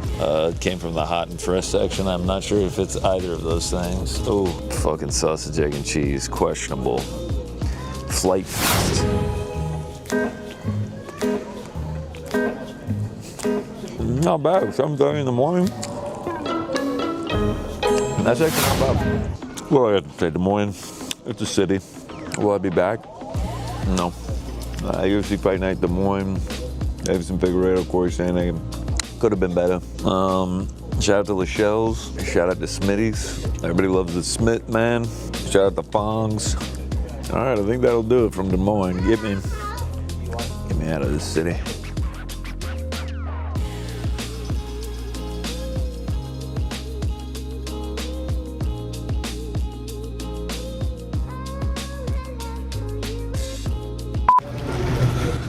We're at the Des Moines Airport. Time to get the fuck out of this city, god damn it. I enjoyed it. I'm not gonna miss it. Can we flip the camera? Rick just got himself an exit row. Yeah, Ricky exit rows over here. God, I'm ugly as shit. Des Moines alright. Fongs ruined my stomach. They're offering $800 for me to get this to stay here eight more hours. Boys. No fucking shot. Get me the fuck out of here right now. I can't actually go. Get me out of this godforsaken city. I can now say I've been to the home of the 2005 Boom Boom Muck Jam, and I'll be able to put that on my tombstone. Fight Feast episode 21 in the books. That was a fun one. That was great. Glad to be back from Des Moines. Shout out to Lachelle's, the fine foods. If you ever find yourself in Des Moines for any reason, that's the one. That's where you should go. Fongs, creativity. You could pass on that. You could pass on that. It was okay. You can get better pizza in many places. How about the cameos by TST and Oscar Willis? I mean, incredible. TST was. He's the highlight. Shocking in how good he was. The diabetes joke, the America First joke, the tater tots. I mean, it was good stuff from TST. That officially, I think, puts a bow on our time in Des Moines. Yeah. I enjoyed it though. I enjoyed it. Looking forward to Atlanta. Another. I can tell by how many times you said "Get me the fuck out of here" at the very end of that. I mean, it's what was that? Probably 7:45 in the morning. We were up till like 2 a.m. Where we also ate burgers, pizza, pork tenderloin sandwiches, onion rings, tots, like everything fried. And if it wasn't fried, it had a gallon of cheese and like other crap on top of it. Then we had beers at the event. It was rough. I'm 31. I'm getting up there in age. It's not easy to recover. All right, let's move.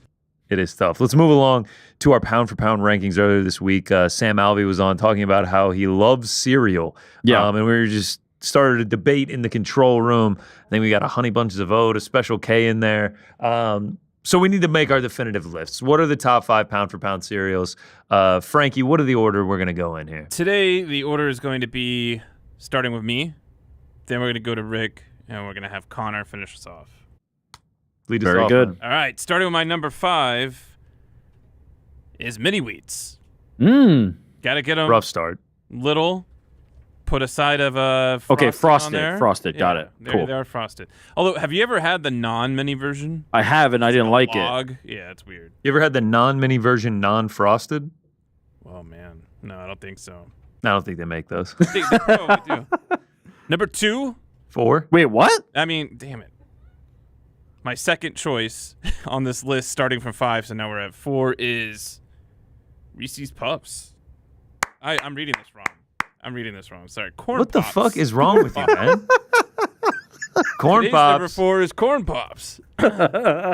These are from Kellogg's. If you haven't tried them, you should. They don't look like they would be sweet, but there actually is like a little bit of honey on them or something. It's amazing. This is probably one of the only cereals on the list that I would eat dry and still enjoy myself. I agree with you. They're like sneaky sweet. Like you wouldn't great. expect how sweet I'm they with are. you. They're great. However, if it's been in the milk and you drink the milk afterwards, you're still sitting pretty. Still a good plan.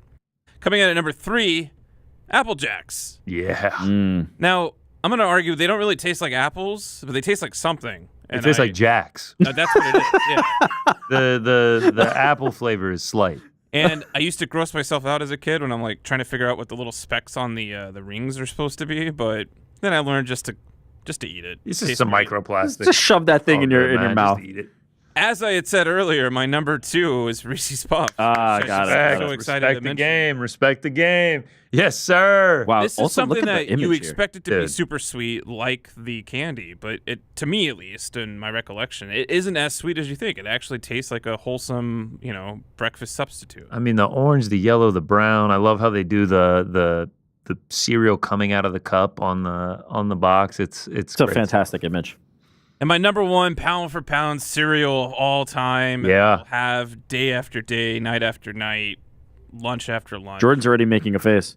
It's Honey Bunches of Oat It's almond. honey bunches of oats with almonds. Has he talked about this before? You know why I recognize this box? Because my father ate it when I was growing up. What a good man. He raised a wonderful son. Now they are Great- good. I Great don't. beard, probably Yeah. from all the oats that he had. Yeah. No, actually, no beard. Great head of hair. Perfect I was hairline saying, I at was describing 67 years old.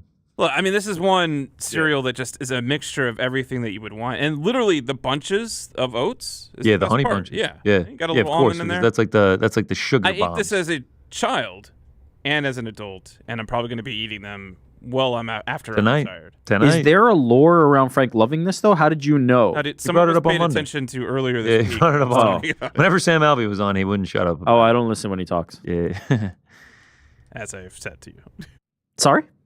Moving on to Eric Rick. Beckman. All right. Solid list, Frankie. Yeah, Respect the great Apple list, Jacks, Frankie. Respect the Reese's Puffs. The in that. most conventional list I think from Frankie that we've gotten. Yeah, like I thought- the I thought so, assignment too. was very Can we break the fourth wall about the straightforward. joke? Or no, we'll do it after yours. We'll do Okay, it, we'll do okay. it after yours.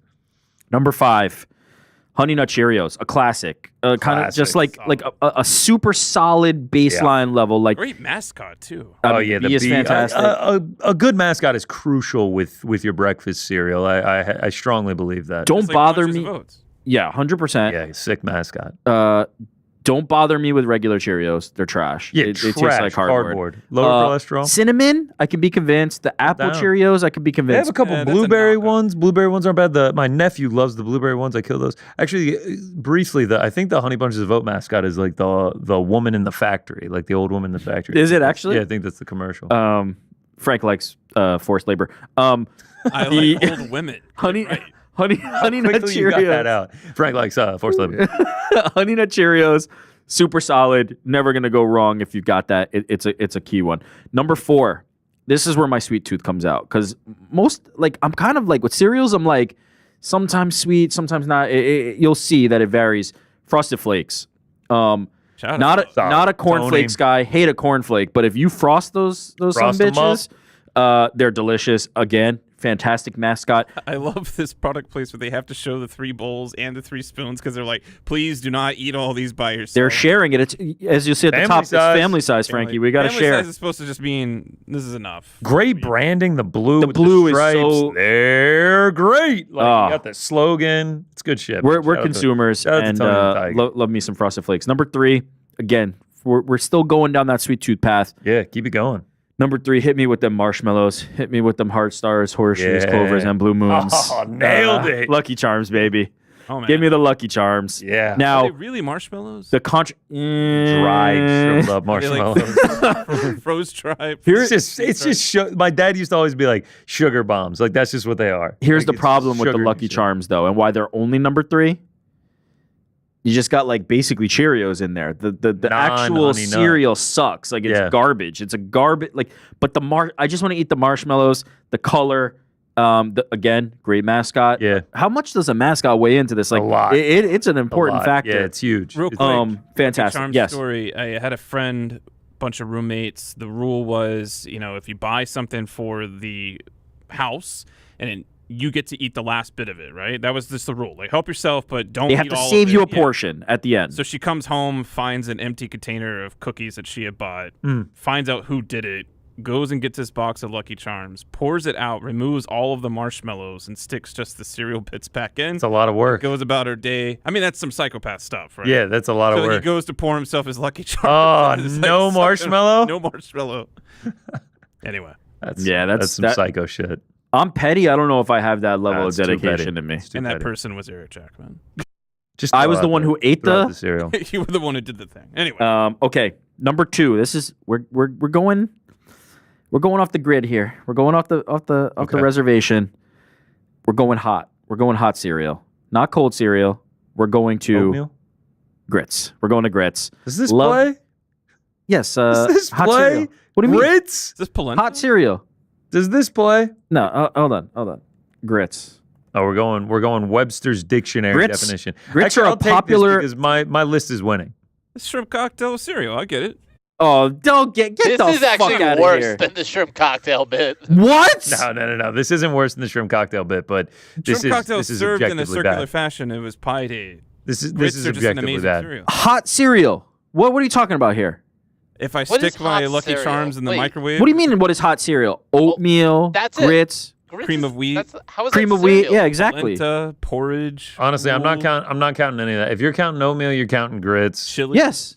If you're counting oatmeal, you're counting grits. Love grits. Clam chowder. Delicious, corn-based, Pico de gallo. creamy goodness.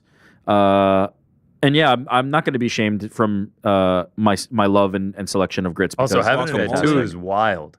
Also, if love I'm eating grits. grits, it's cheese grits every time. Nah. Just give me a little bit of If you can butter. add cheese to maybe it, a it's little not a brown cereal. sugar. Marinara. I'm not putting cheese on mine. croutons. Little butter, little brown sugar, maybe. Love me some grits. I'm smoking y'all with my list. Number 1, easy, like the lightest work of all time. The best cereal that's ever been invented. The simplicity of it, the delicious taste, perfect in the milk, always retains its crisp. Number 1, Special K. Easy. Wait, isn't that just a cornflake? Boo. No, Frank. I'll have you know, you might think that, but actually, it's a rice flake. Oh, and wow. that's the All right. important It's a distinction. diet cereal? And what's maybe? I mean, it's I always kind of thought it was light. like a party drug. What? Well, that's a different Special K. What's important about this one? Very important for all my Special K lovers out there and my truthers of the Special K universe. The red berries that has become very popular. Yeah. Everybody eats the Special K red berries. That's what I thought it was going to be. That's not Special K. You just want straight up Special K. The important. See, here's why. It's not just because I don't like those freeze dried strawberries. I'll take some freeze dried strawberries, no problem. They changed the flake. The Special K with red berries is a wheat flake. I This don't know if is I've a ever rice had flake. normal. See, this is the problem. You've not had You the only best like cereal the that's ever rice- been invented. You only like the rice flake, but you don't like Rice Krispie cereal? Rice Krispies is fine. It's not as good as Special K. Can you imagine waking up and being like, "You have any Special K?" It's like, "Nah, man, we're all out." It's like, "All right, where's the grits?" Yes, That's it. for That's his sure. go-to. For sure. Old ass man. Be No like, Special K. I'm going with I'll have the grits. grits. Because you I have am a breakfast 90-year-old of man. just the grits. Yes, 100%. Insane. Yeah. To me, grits is just That's like my a- cereal. a I will side say dish. it's hard for Frank to be like, "Hey, grits for breakfast that's a problem. Shrimp cocktail for breakfast, totally fine." Okay. I would was just eat thinking shrimp cocktail for breakfast. match made and in some heaven. grits with a Shrimp nice and coffee. grits. Shrimp and grits is a Yeah. wildly popular dish. No, but at see, that brunches takes in it out of the South. breakfast realm, and that's not what I'm after. I want the grits as the breakfast. Just missed my list. Just narrowly missed Corn Pops. I really, Corn Pops, wow. really like that choice by Frank. Wow. Okay. Or just an ear of corn. No. Just an ear of corn. Okay. I just want to lay this down. I am a cereal connoisseur. Have been my whole life. Always into like the special flavors. Everything. I spend too much time in the cereal aisle. Standard across the board. We're gonna go with an oversized bowl, oversized spoon, ice cold 2% milk for all of these. None of this dry bland bullshit. Breakfast, lunch, dinner. Don't care. I'll eat any of these anytime. Cereal to me is more of a dessert than it is a breakfast food. Let's start with number 5. Great mascots. Pair of them. Apple Jacks. What are the mascots for Apple Jacks? Here I come, I am Cinnamon. You don't remember those commercials? that was No, not at after all. our generation. Yeah, shout out. You got they definitely did not Cinnamon have the- with the Yeah. like apple that's just a human face. Cinnamon because he's like Jamaican. Yeah. Like he would always show up in the commercials like this, and he'd be like, "Here I am cinnamon." Wow. You may be on to a point with that, Frank, because they've made him less cool. And what other like mascot would come out and be, like have to define himself over and over again? Like it's just understood. Like, I actually watched a YouTube highlight reel of him just entering commercials, being like, "Here I am cinnamon." That's how he runs into everything. Is there anything else other than that? That's Or it. it's He's just a goat. And then him and production the apple smash into each other, and then they get in the cereal together. Can you imagine the boardroom where someone's like, "I have the perfect mascot for Apple Jacks," so like, let's hear it. Yeah, kind of like a Fruit Loop, but like way better in my opinion. I really enjoy the flavor. It's great. Yes. Shout out to Apple What Jacks. apple do you think it's trying to represent? All apples. Red Delicious. Yeah, Red Delicious, something like that. All right, number 4. Another great mascot, trio of mascots. Not your Rice Flakes, Cocoa Krispies. Big fan of Rice Krispies, but I'm actually going to go Cocoa here. You get that delicious chocolatey milk afterward. And with the extra large spoon that I mentioned earlier and the extra large bowl, it makes you feel like a giant because these things are so tiny. A lot of people like the Puffs, Cocoa Puffs, not me. Feel like there's a much better cereal for that. We can get into that later. But yeah, I mean, the chocolatey delicious milk. A top tier milk, not number 1, Cocoa Krispies, absolutely fantastic. You got to have a chocolate one if you're gonna have cereals. Number 3, and this is where like number 4 and number 5 are here. Number 1, 2, and 3 are God tier for me. They are irrefutable. Number 3, and I can't believe I'm the first one to even mention it with myself going last. Cinnamon Toast Crunch taste. You can see, crave those crazy squares. I mean, look at that box. How could you not want this? Like cinnamon toast in itself is delicious. Now you're making it crunchy and you're putting it into a cereal. Rest in peace to the chef. He died? Goat, Chef Wendell. That's my dad's name. We used to eat together and be like, the chef's name's Wendell, huh? And he'd be like, yep. And it'd be great. They axed them. Now it's these crazy squares. They switched from Taste You Can See to Crave Those Crazy Squares. Also, all-time commercials. This just takes me back right here. This is like my childhood summer, and it's like the lifeguard Chad, and it's just like, he sees everything, but he can't see why kids love Cinnamon Toast Crunch. How much of this is? How much of our list is based on nostalgia? A lot of it, but it's also just tremendous. I'd crush an open box, empty box of Cinnamon Toast Crunch. You had grits this morning? No, Cinnamon Toast Crunch, like one of my least favorite. Wouldn't even crack top 20. I like it. Absolutely insane take. If we're talking top 20s, I'm also putting French Toast Crunch in there as well. Just want to be clear on that. I was actually going to bring that up just to dunk on that one, but you like it, the French toast one, the one that. I think it's becoming clear you guys don't really eat cereal like that. I think that's what's coming out in this one. It's exposing you guys as fake cereal If someone were to eaters. listen to this segment and try to figure out our ages, I think they would. My number 2. We're calling in the captain. Oh, wow. We're making sure we bring in the Crunch Berries as well. Captain Crunch, Crunch Berries, but not Oops All Berries. Despite Oops All Berries being elite, you got to have the mix. Crunchitize me, Captain. You need the OG in there as well to make you enjoy the Crunch Berries more. If you just You're have offsetting it. If you just have Oops All Berries, then it's just all berries, you know? The crunchier the crunch berry, the more satisfying it is. That's what the old saying is. But yeah, I mean, it's one of my favorite cereals. Shout out to the captain. He blows into your house on the boat and he's just like, yo, crunchitize me, Cap. And he pulls you on. Home to some of the craziest flavors, like just really unnecessary. Volcano Crunch with Pop Rocks? Pop Rocks inside. Why does it say mystery? What's the mystery? That's for you to find out. Survive it. That's for the captain to know and for you to find out. Also made by your boys over at Quaker. Galactic Crunch. You get a couple marshmallows in there. Okay, now which of these is your favorite? None of these. Still the Crunch Berry. I'm respecting the like diversity of flavors and the ridiculous flavors. That Halloween Crunch, shout out, turn the milk green, legendary shit. You get this around Halloween time. Oh my god, going to school before the day of Halloween and you eat the Halloween Crunch and you're just reading the back of the box and it's like, oh shit, my milk's green. I got zombie Crunch Berries in there. Or gout. It's about to be a good day. I mean, I'm starting to agree with Frank on the age thing here. This is showing. Keep it going. Keep going. Go to your number 1. Choco Donuts Crunch, so unnecessary. Like, we just don't need that. Orange Cream Pop Crunch. What the fuck is happening right now? Cotton Candy Crunch, you just don't need it. Choco donut wasn't enough. We got sprinkled donut crunch, blueberry pancake crunch. I mean, it's just absolutely It insane. cannot be profitable for them to have come out with 10,000 different versions. And then you have people like this, like stacking them up. It's always fun to go into the cereal aisle to see what the captain's been cooking up. The guy's a nut job. Orange creamsicle is. Keep it simple. He just gets in the lab and he just goes mad. I might have to crush a box of Crunch Berries tonight. And then number one, it's just there's no game to be played here. It's the easiest one. It's candy for breakfast. It's Reese's Puffs. Oh hell yeah! I mean, I'm surprised. Look at by that. This. Look at that picture. It's just absolutely it's beautiful. great. This one Great is a photography. pure nostalgia play. Used to only get it when we'd go to my grandparents' house. Me and my brothers would rip through boxes like every single morning. It really is just my favorite cereal. It's not even close. Every commercial was like a rap song. Reese's Puffs, Reese's Puffs.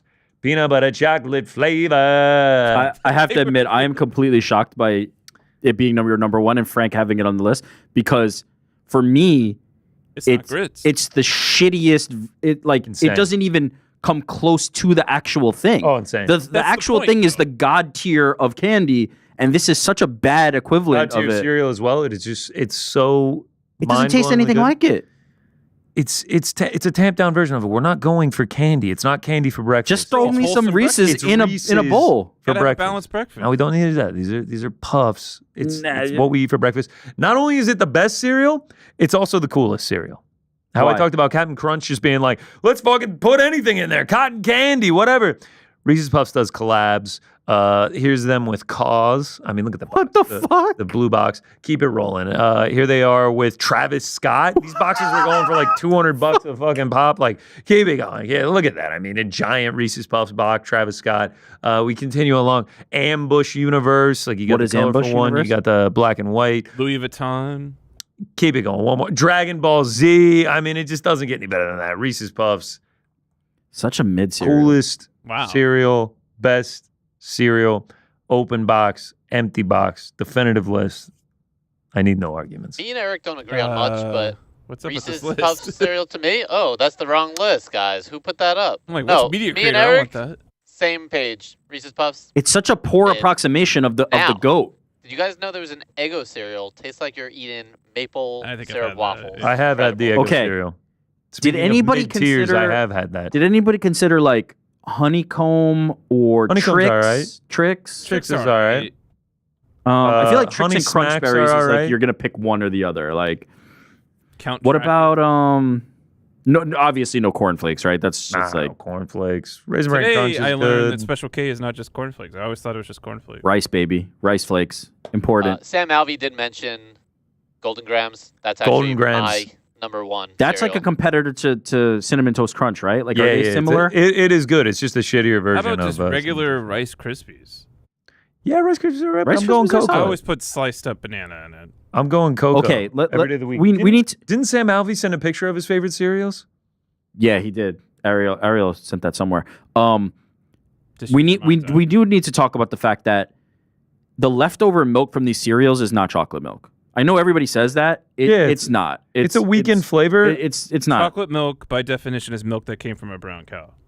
I've heard Cinnamon that. Toast Crunch is the elite tier milk. That's the number one. That one changes the milk the most. That one tastes the Tastes best. the best by far. I mean, to the point where they have recreated it and you can buy it bottled, like Cinnamon Toast Crunch post milk. I've found the picture of Sam Alvey. There he is. If you guys want to see smiling Sam, and he's no surprise there, he's smiling. Oh, what do you know? He's got Golden Graham. Shout out to Jordan. Sneak between in there. Kroger brand Cinnamon Toast Crunch, and then Captain Crunch. So you and Berry. Sam are aligned. With the Captain Crunch Berry. Shout out to Sam Alvey, man. I always knew that. I liked that guy. I always knew I liked the Karate Combat Double Champ. Yeah, legend. Crunch Berries. Shout out. Cinnamon Toast Crunch. Kroger brand, respect. I feel like my list is going to be extremely unpopular. I'm just going to say Special that K now. one. It's Grits tough. at 2 is crazy. No, grits is You mentioned grits, and then Frank was like, "Well, if you can do grits, can I do polenta? What's wrong with polenta? Roasted red pepper polenta?" Like, come on, man. Hey, Frank, what'd be you have for serious. lunch? I had polenta for lunch. Jesus Christ. You had cereal for lunch? Yeah. Felt like a child. All right. All right, that was good. That was good. Voicemails? Voicemails. Voicemails. Voicemails.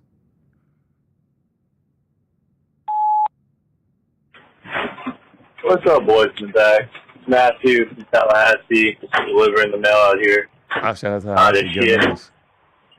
I had a question for Rick. Do you like it better in the challenge if they work as duos or play as individuals? Personally, I like individuals better, even though my favorite season is Ride or Dies. Shout out Devin and Tori. Also, a little random question out there. If you guys had to pick one, would you rather know how you died or when you died? Yeah. Appreciate all the entertainment you guys give me out here. Makes the day go by better. Is the milk? I mean, is the mail truck crashing? No, he's probably walking around, actually opening up the boxes. Shout out Tallahassee, go Knowles. My mom and everyone else in my family graduated from FSU, so shout out to Tallahassee. Quickly on the challenge, I like individual seasons better. Most of the time, the team ones don't work as hot. But Ride or Dies was a great season. Really like it. Also, I mean, we're now in May. The last season of All Stars of the challenge ended. Like we're getting close to old Ben the Bane Davis on the challenge. I can't wait. It's coming this summer. Like we're looking at the summer because we're now in May. They turn these seasons around fast. Can't wait for it. Shout out to Ben the Bane Davis. Can't wait to see him. And then, would you rather know how or when? Oh man, unfortunately, probably how. Just because when is then you're just counting down the days. Neither. I don't want to know. I mean, yeah, of course I don't want to know, but you have. If I have to, they're forcing me. Yeah. Because I think there are some people who would want to know. I think there are some people who would want to know. I don't want to know. I'd go how. I'd go when. If you do how though, let's say you find out how, and it's like you die in a train crash, you just never go on a train again, and then. It's funny you say that, Jordan. There's a series. There's a film series. It's called Final Destination. The film series, the Bloodlines, is coming out soon. What's up, boys? It's the guy Meek. I just want to say shout out to the show, man. What's up, Meek? Love you guys. Love you. Got me through many a long shift at Amazon, but I don't fucking work there anymore. Fuck Amazon. Man. Sorry. Fuck Amazon. But yeah, I got a better job now. I like now, and I love listening to your show.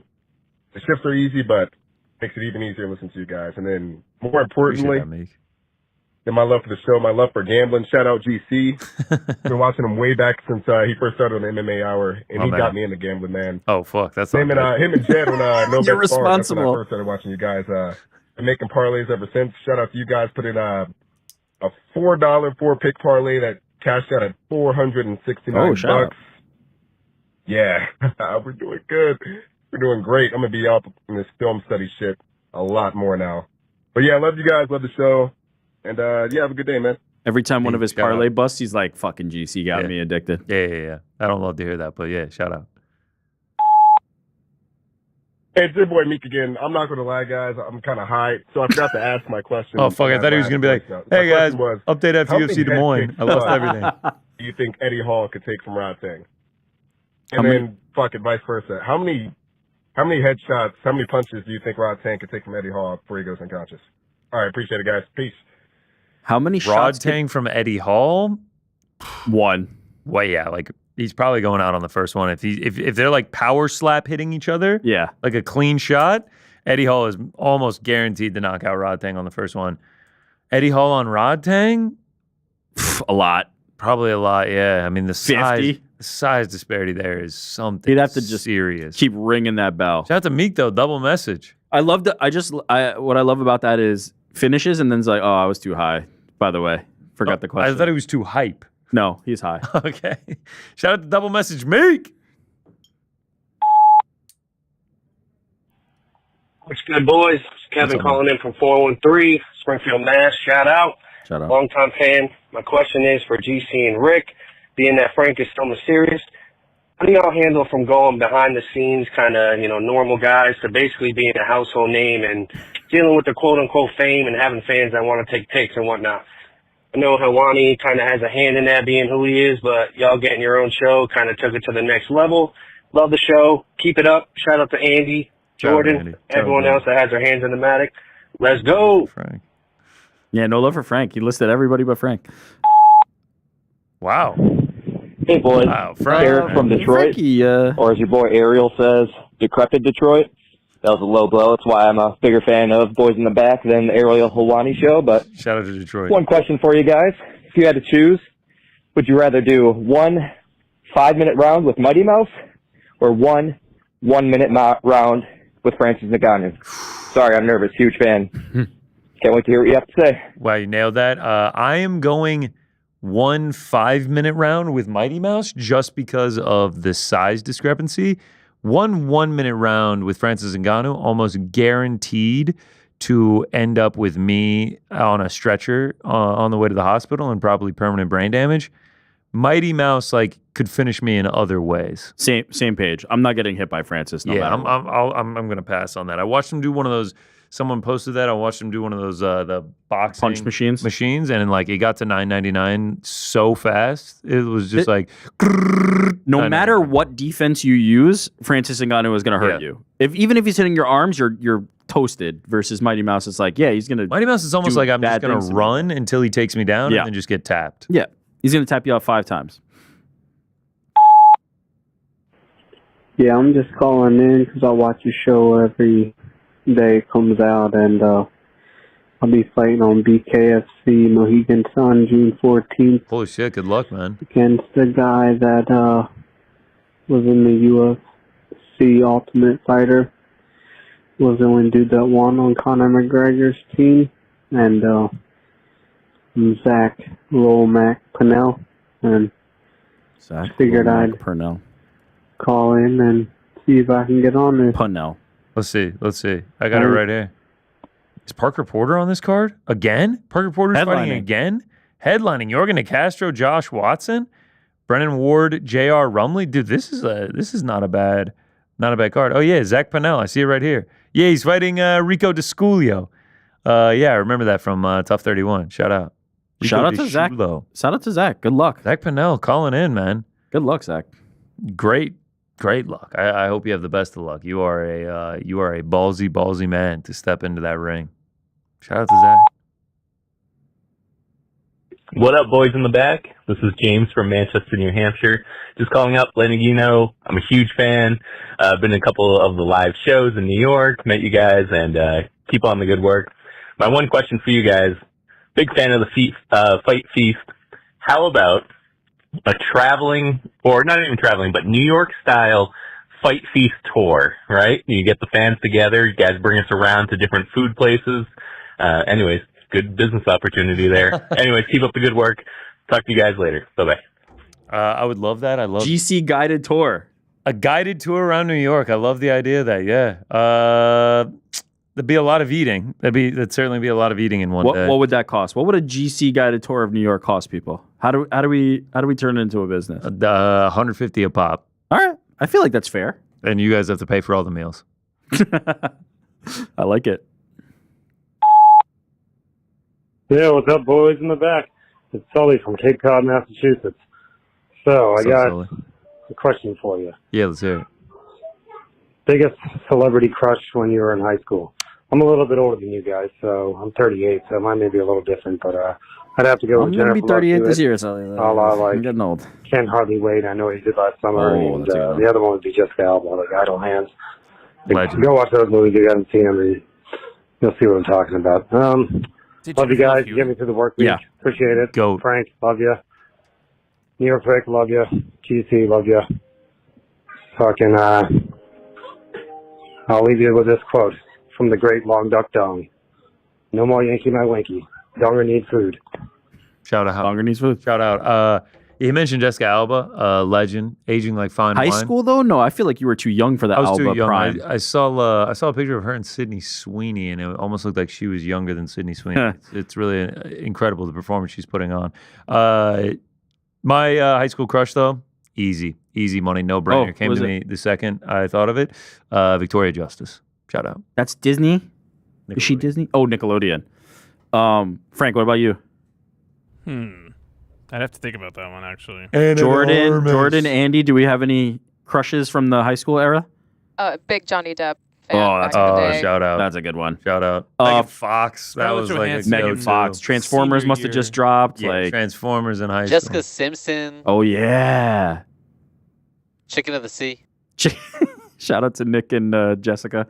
For me, there was 3.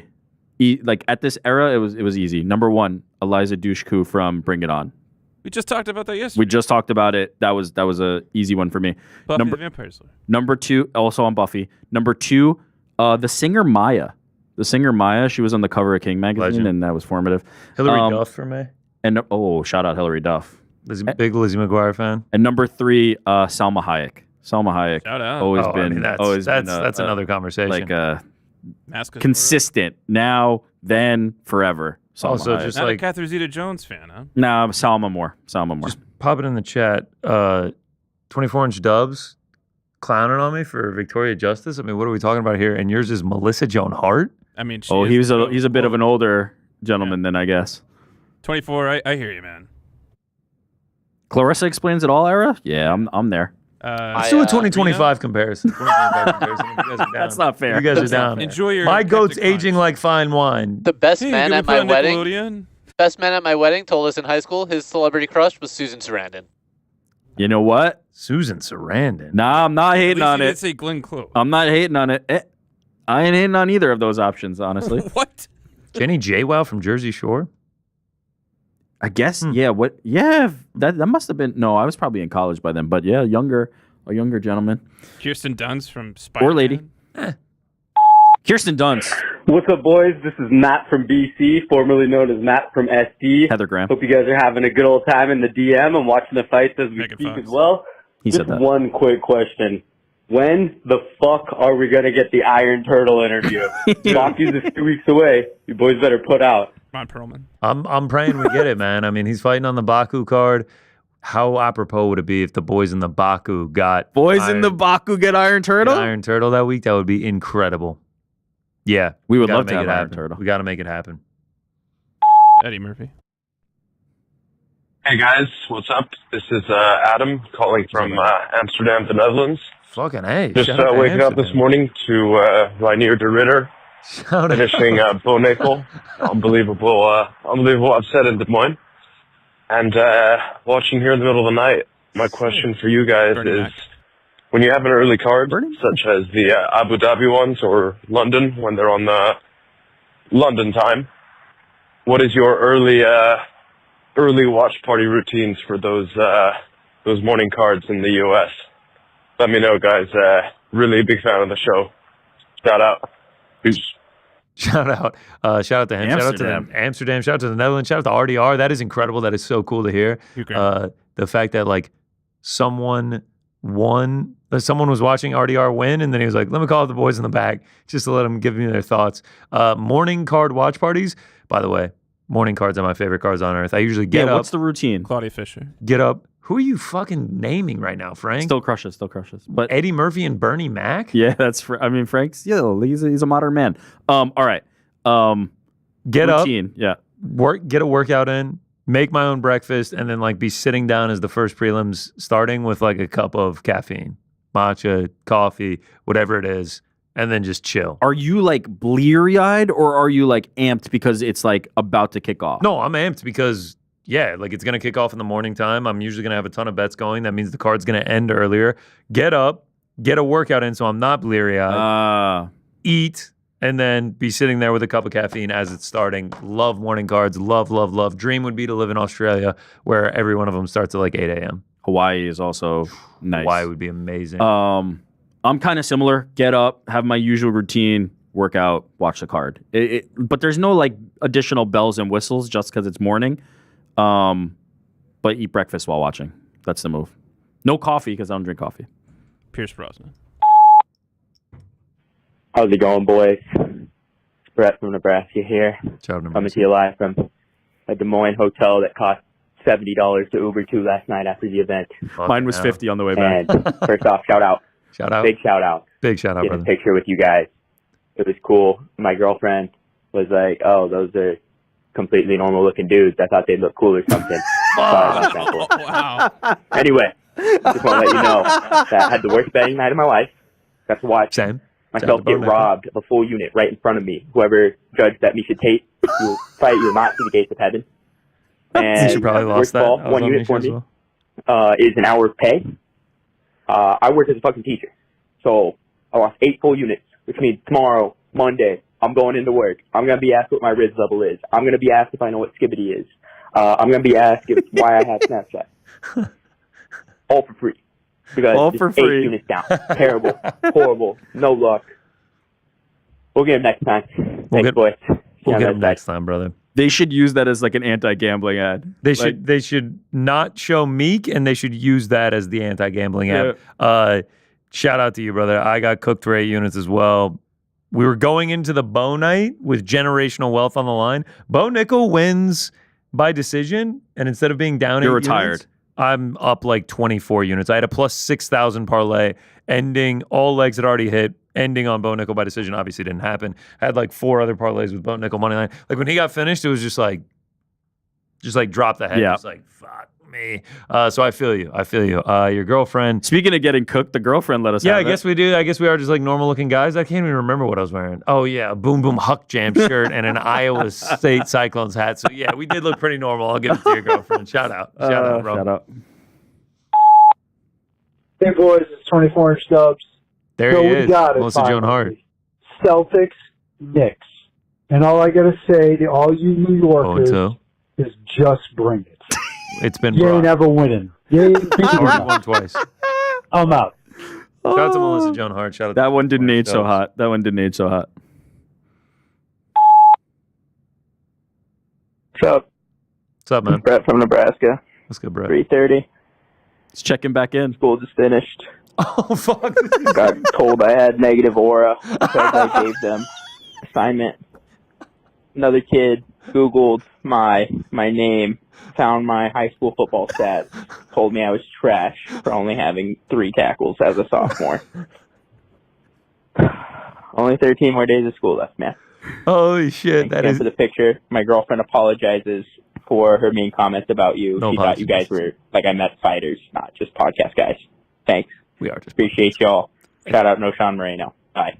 Hey, shout out to No No Sean Sean Moreno. Moreno. 2007. I was at his debut when he hurdled the dude on Central Michigan. Shout out to No Sean Moreno. That guy knows ball.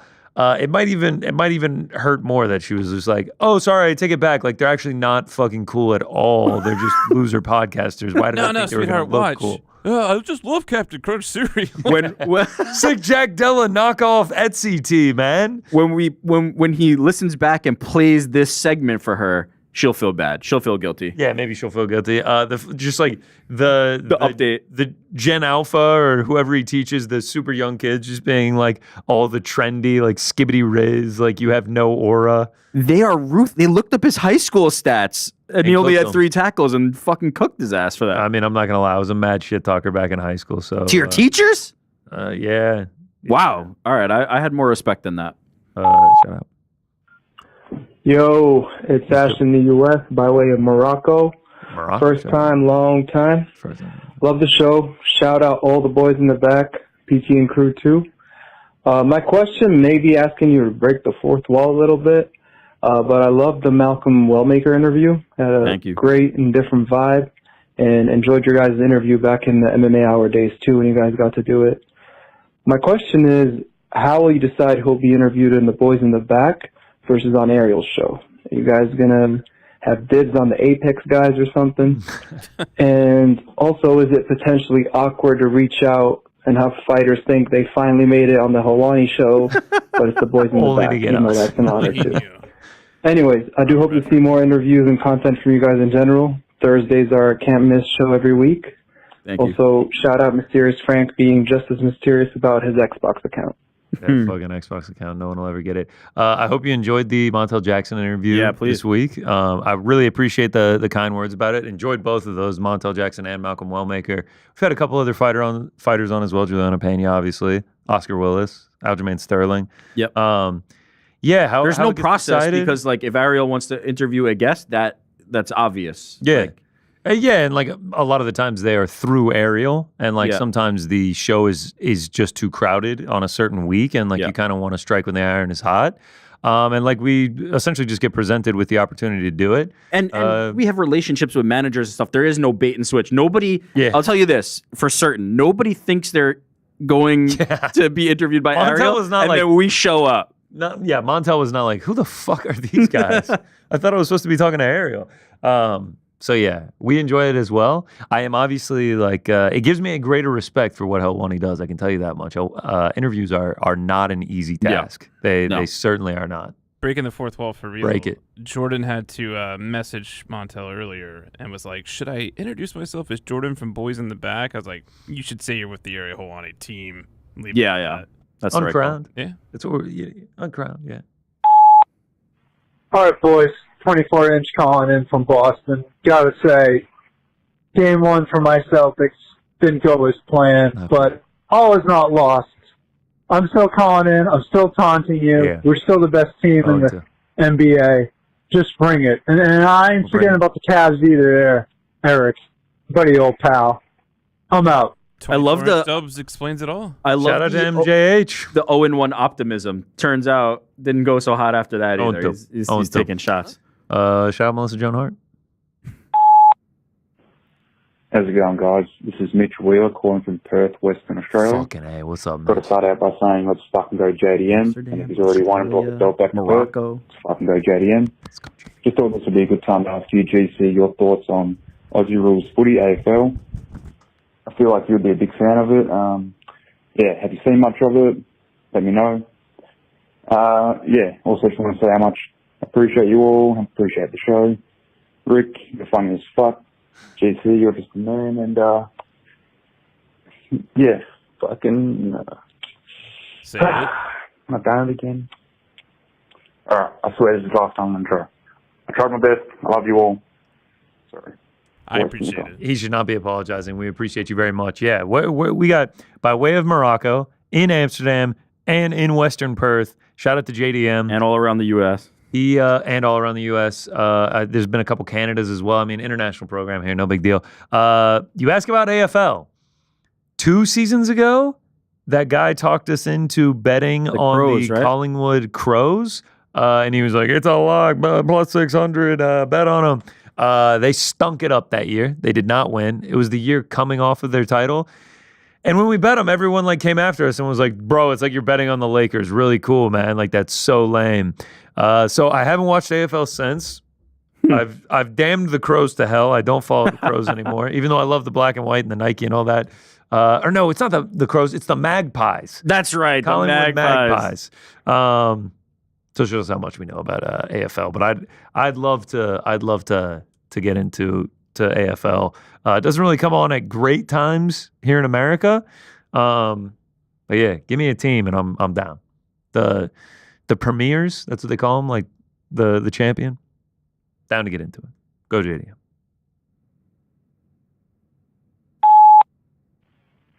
Good afternoon. This is Dr. Puccinelli from Puccinelli, and Ross, Amityville's #1 gout doctors and associates. This message is for Eric Jackman. Just calling to update you on your latest test results. We've your risk for a flare-up. Common causes of this would be things like wicked hot takes, suspect pound for pound list, and hating on Lord of the Rings. So if you've been engaged in any of those things, keep an eye out for that. Your health is our #1 priority. So if you have any questions, as always, give us a call back and have a good afternoon. Thank you, Doctor. What was that? Pujanowski and Strauss? Yeah, something like that. The leading gout doctors Yeah, the in leading Amityville? gout specialist. That is a fucking fan right there. That is so good. Oh, that thank is you. so good. Thank you, Doctor. That is a 10 out of 10 voicemail. Boys in the back, what's going on? What's up, bro? This is Nathan, the dairy farmer from Minnesota. Hey, Minnesota. Love the program, love listening to you guys. Since you went to 5 days a week, it's been awesome. Listening to you guys every day in the barn, make chores go really, really good. Anyways, made it to my first UFC event at Des Moines, Iowa. Let's go. Shout I out. never knew if it was a work or a shoot what you guys are doing, and you guys actually showed up. But when I got there, they said I got a row seat when I went online to buy it. Ended up, my row was right next to the cement wall, so me and my wife ended up trying to find a new seat, and they had these big projectors, so we sat right behind one of them, but low enough you could still see and watch projectors, so it was perfect. But the projector was And flipped. lo and behold, day before Bo Nichols' match, I see some dude wearing a corn hat. Like, I remember the boys in the back talking about a corn hat. And I look a little closer, it's New York Rick, DC. I'm like, God dang it. I was hoping to see these guys here, and My wife was making fun of me because I wanted to go say hi. Anyways, right after the Bull Nickel match, kind of a little bit of disappointment.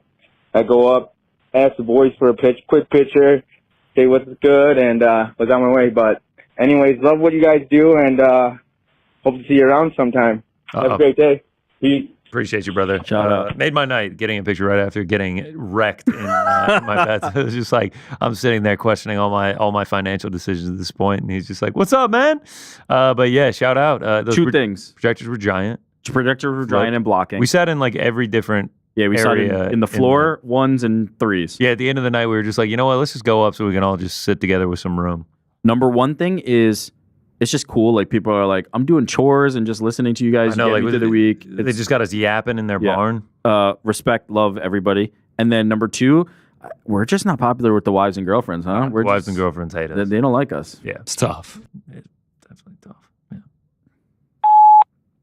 Yo, fucking GC. Heard you're doing a fight seats in ATL. I heard you say you were going to go to the varsity. Just wondering if you're going to get the poop milkshake or the pea hot dog. The varsity is dog shit. Pea hot dog? Is the obviously neither of those things are real menu items. Terrible take. Terrible take. What is the varsity? The varsity you is like mentioned the it. touristy place that people in Atlanta go to. Presidents go there, like famous people. Like that's like the place that people go as like the tourist spot. Strong contingent of locals, like our man right there, are like, the varsity's fucking trash, like poop, milk. It's just like, what are we talking about here? My theory is... What kind of food? What is poop milk? Like burgers, hot dogs, fries, onion rings, shit like that. Quick bite.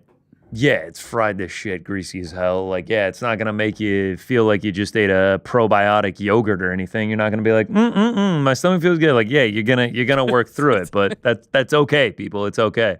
Activa, get at us. We got a spokesperson for you. Pimento cheeseburger.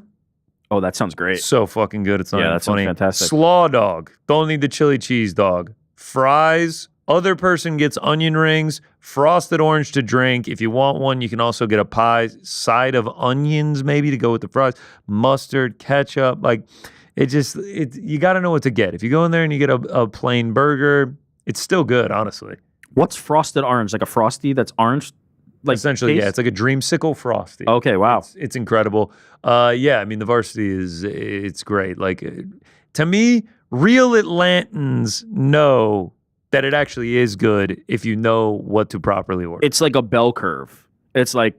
I can promise you, bro is not from Atlanta. I can guarantee you that dude probably lives in Douglasville, 45 minutes away. And like one night after the bars, he like went to the varsity and he's like, yeah, I'll take a plain hamburger and a naked dog, please. He was too intimidated. When you walk in, all the cash registers are these people and they're like, what do you have? What do you have? What do you have? What do you have? And you have to like walk up to this person screaming at you. And it's intimidating. Like, yeah, I'll take this. And they're like, So bro crumbled under the pressure, got a bullshit order. And then he was just like, this place is trash. And then he's like, my stomach doesn't feel too great. I hate the varsity. My tummy hurts. Know what you're going to get when you go in. Pimento cheeseburger, 2 slaw dogs, an onion ring, and a frosted orange. Order up. If it's good enough for everybody, the royalty that comes through Atlanta, it's good enough for me. Support your city. GC laid the smackdown on that guy. And then I'll go to Hand Cooked Taqueria, which is like a local hole in the wall that no one knows about. That is so good. It's not even funny. What about Waffle House? I keep hearing it's a thing over there, right? Waffle House is we had them great. in Florida, but... Bro, I will crush Waffle House any day of the week. Another place, you just got to know what you order there. All-Star Breakfast, staple. I mean, if you know what you want going in there, Get the All-Star Breakfast. The breakfast sandwiches are fire there, too. Like, we can probably stay away from the steak dinners, from the cheeseburgers and stuff like that. But if you eat at Waffle House and then in the same breath you're going to tell me that the varsity is trash, I don't know what to tell you. You're a hypocrite. They're cut from the same cloth. Mary Mac's? Mary Mac's. Wow, you know your Atlanta ball. That maybe we'll add Mary Mac's to the list. That is like soul food. Like you are eating fried chicken, collard greens, mac and cheese, like mashed sweet potatoes. Like Mary Mac's is fire. Every year, actually, the stuffing at my Thanksgiving dinners, may my grandmother rest in peace, she died with the recipe. No one knows how to make the stuffing. So we get our stuffing from Mary Mac's in Atlanta. Shout out. R.I.P. Grandma. Hey, boys in the back, Double D, you know what's up. No MMA talk today. I was calling for some advice. No comment on the buddies PFL in the Paris. back today. Anyway, what would you do, and again, this is purely hypothetical, if you had a friend who was putting on an event that the whole world wanted to see, that had a global superstar, but was not able to secure broadcast rights in the United States? Okay, that's one. Two, what would you do if, say, the same friend had an event based in Paris that got called off again? Anyway, video game-wise, pretty much just playing the Modern Warfare 2019 remake. I missed that when I was building a global brand. And hope y'all are doing well. Very curious as to how you would advise this friend of mine. Take care. Thanks for the call, Don. The double D call every week is it's good stuff. Yeah, I mean, obviously just asking for a friend, but that would be unfortunate if you lost the Paris event and then you were struggling to get broadcast rights as well. I've never been in either of those situations, so I can't speak to it, but hopefully they get that event rescheduled and they lock in those broadcasts. Yeah, my advice would be tell people what's going on and then move on from there. We got some fun times ahead. Guys, it's 24-inch subs calling from Boston right after the game. I think I'm going to be sick and throw up. I can't believe the same thing happened again. I can't believe it. Can't happen. I can't believe right? it. Just the journey Celtics in 7 now? Celtics in 7. 0-0, 0-1, 0-2, just crash. My water right bottle into here is actually half full with 24-inch Dubs. Oh, Jordan. Oof. You always have Running Melissa hot. Joan Hart. That was all the 2025? voicemails. Probably not, though. All right, Super Chats? Super Chats.